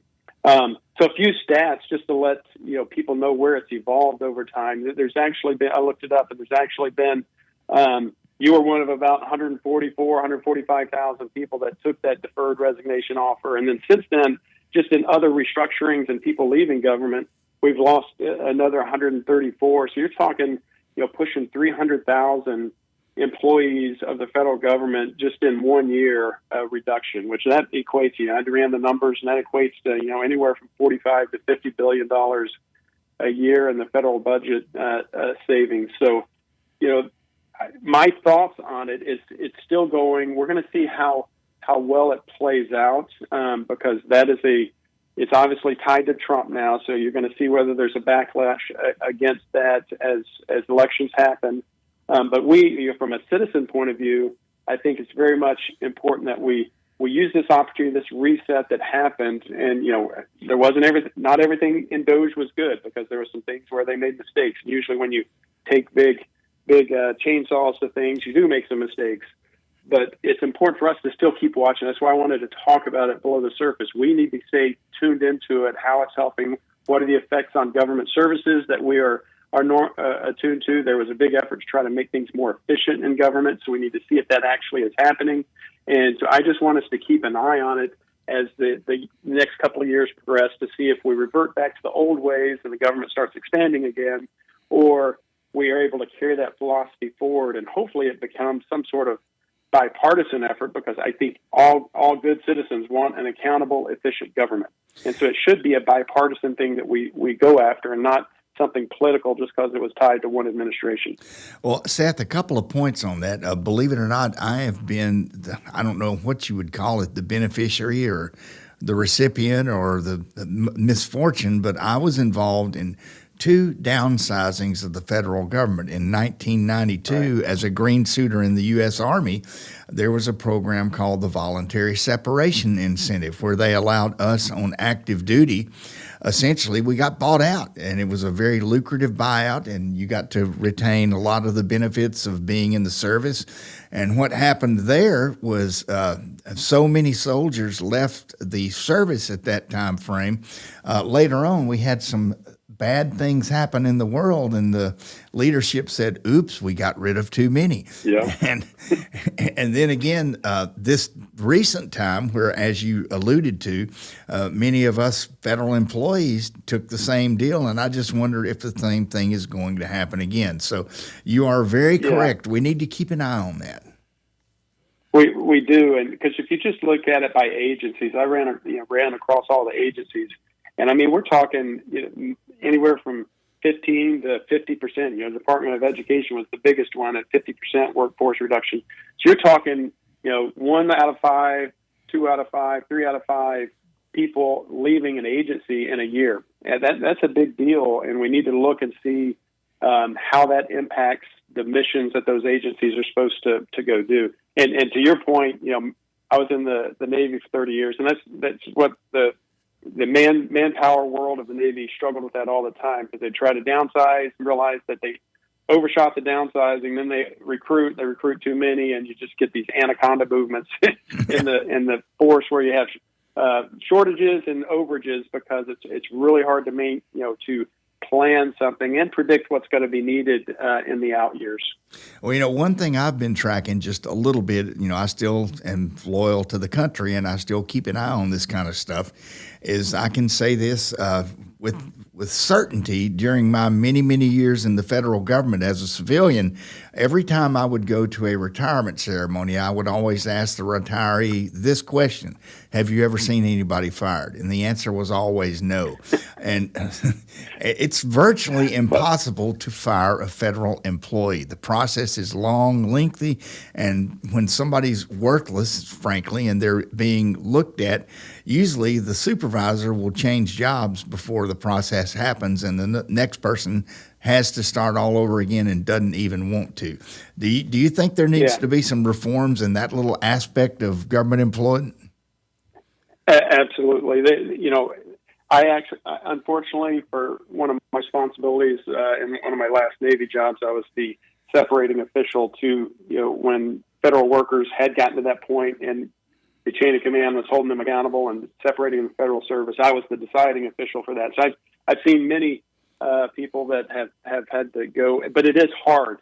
And that's to your point, there needs to be reform. There needs to be a much easier way to prove that someone is not doing what the taxpayer is paying them to do, so you can move them on. Because a lot of times, the flip side, I've seen many where people get promoted just to get rid of the problem. They'll promote them to another job just to get rid of what they consider their problem. Then all of a sudden you have somebody that's not even performing at the level they should be in their job. They go up to a next level job, and the problem continues. So to answer your question, we need that, and I think that's part of what President Trump was really trying to do, is make it easier for management to hold someone accountable if they're not doing their job. We just can't. We don't have enough money to waste on that.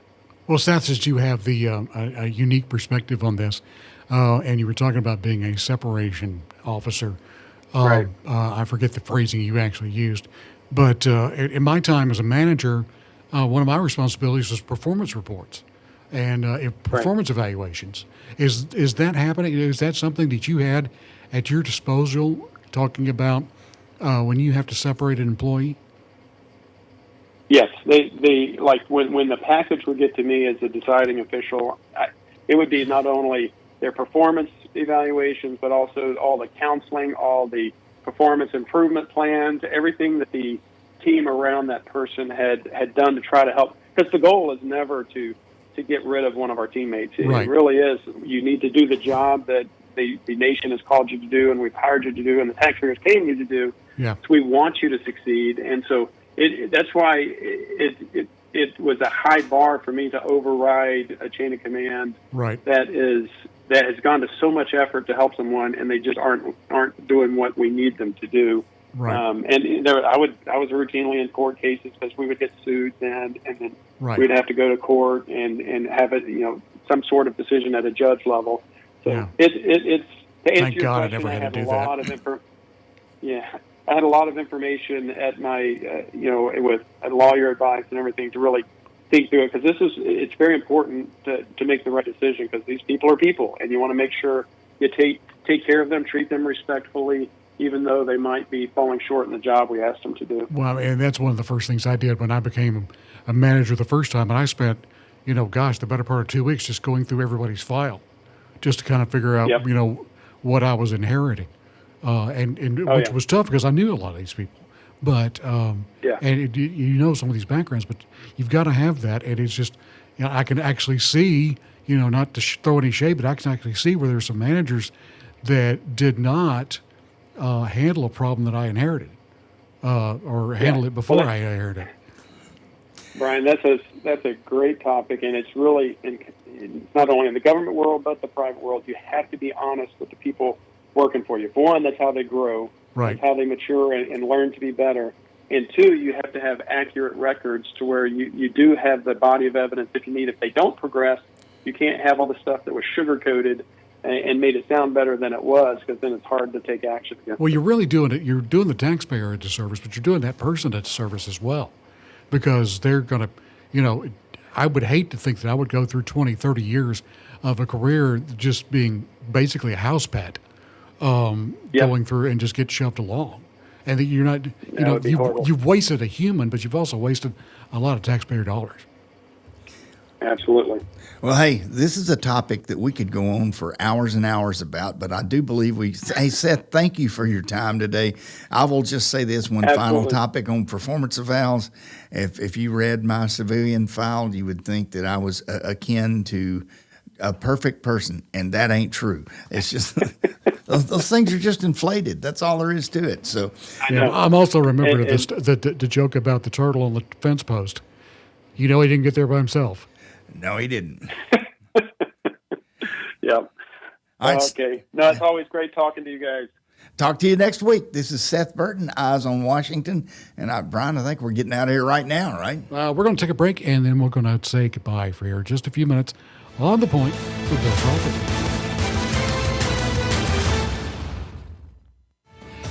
You're listening to The Point with Bill Crawford on Talk Radio WZZN. Take it right to the edge with Donato's Pizza. That's right, with Donato's, they don't waste any space. And if you're going to put 100 slices of pepperoni on a pizza, you need to go edge to edge. And that provolone cheese is smoked and aged in Wisconsin. All of Donato's produce comes from right here in the Tennessee Valley as well. And Donato's is more than just pizza. Check out the subs, calzones, and wings as well. 2 locations in the Valley to serve you, in Madison on Madison Boulevard and in Huntsville on the South Parkway. Donato's Pizza. This is Bill Crawford, host of The Point on Talk Radio WZZN. I've recently had a stem cell procedure on my right knee from Dr. Charles Lee of Regenesis. Stem cells are harvested from your body and re-administered back into your body. This approach is painless, quick, and requires no lengthy rehab. My knee feels better already. Regenesis is located at 4025 Pepperwood Circle Southwest, Suite C, Huntsville, Alabama. Call 256-715-8193 or Google their website for more information. SportsMed is the official team physicians of the Rocket City Trash Pandas. And if the pros trust SportsMed, you can too. SportsMed provides every service you might need for complete orthopedic care, specializing in orthopedic surgery, sports medicine, joint replacement, spine surgery, neurosurgery, and podiatry. And they offer their own brace shop, in-house full-body MRI, physical therapy, walk-in clinic, and so much more. 4 locations and on the web at sportsmedalabama.com. When you call most roofing companies, all you'll hear is, you need a new roof. Not when you call Fleming. At Fleming Roofing and Restoration, we're focused on your needs, whether it's an easy repair or a full roof replacement. Folks around here trusted Fleming since 1965 for all their residential and commercial roofing needs. And as the area's storm damage experts, Fleming knows all the ins and outs of the insurance claims process. Log on FlemingHSV.com to schedule your free estimate today. Fleming Roofing and Restoration. We show up. This is Jen with the Furniture Factory Bar and Grill. Y'all need to come join us. We have so many fun things every night of the week. From Monday night, steak night, Tuesday night, karaoke, Wednesday night, we have Singo Bingo, Thursday night is bike night. Of course, we've got live music on the weekends, so y'all come join us. Meridian Street Crossing, we've got Furniture Factory Bar and Grill. Come on next door to the Rocket City Honky Tonk, where we've got honky tonk music all night long. Y'all come join us. We'd love to see you. Before you build, know the ground beneath you. OMI Incorporated has been North Alabama's trusted name in geotechnical engineering for over 30 years. We provide subsurface investigations, environmental consulting, and construction materials testing to keep your project moving forward with confidence. Commercial, industrial, and public projects, OMI has the experience to get it right. OMI Incorporated. Experience below the surface. Visit omi-eng.com. or call 256-837-7664. Your home of the Rocket City Trash Pandas is Talk Radio WZZN. And I'm still hoping, waiting, praying I did not die in vain. Hey folks, thanks for staying with us for a few extra minutes. We couldn't let Seth go. We just had too much to say to him, both Brian. We're going into extra innings. We're into extra innings. If we were a baseball team, this would be free baseball. It's free radio. And Seth Burton, just my opinion on him, he's the classic example of having too many good people and not enough seats in our elected offices. He's going to be a good part of the future of Alabama, I hope, one day. Well, we're glad that he's taking a seat in our studio to inform you, our viewers, of some of the you got an inside view of what goes on in Washington with our eyes on Washington with Seth Burton. There you go. And tomorrow we're going to shift gears just a little bit. Things have happened in the interest rate world, and we're going to have our real estate guru, Matt Curtis, on to talk to us about the housing market in Huntsville, Alabama. I'm going to ask him about some stories I saw about commercial real estate being kind of stagnant, too. Yeah, I've seen the same thing. So we'll talk about that. And also, after that, you heard James Lomax talk about stuff going on at Ditto Landing. We have the CEO of Ditto Landing, Miss Brandy Quick, and Josh Carey for our new segment, which is the Trash Panda Update. Look forward to seeing you guys tomorrow. This is Bill Crawford and Brian Temple. We are out. Keep your thoughts and prayers for our soldiers and be safe. And look out for each other, would you?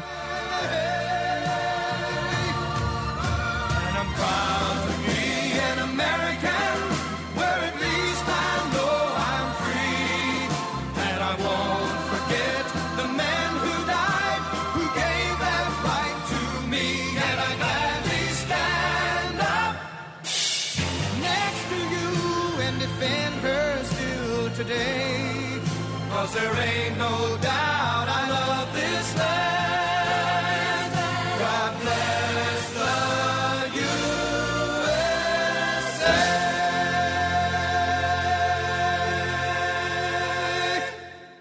This is Talk Radio, WCZN.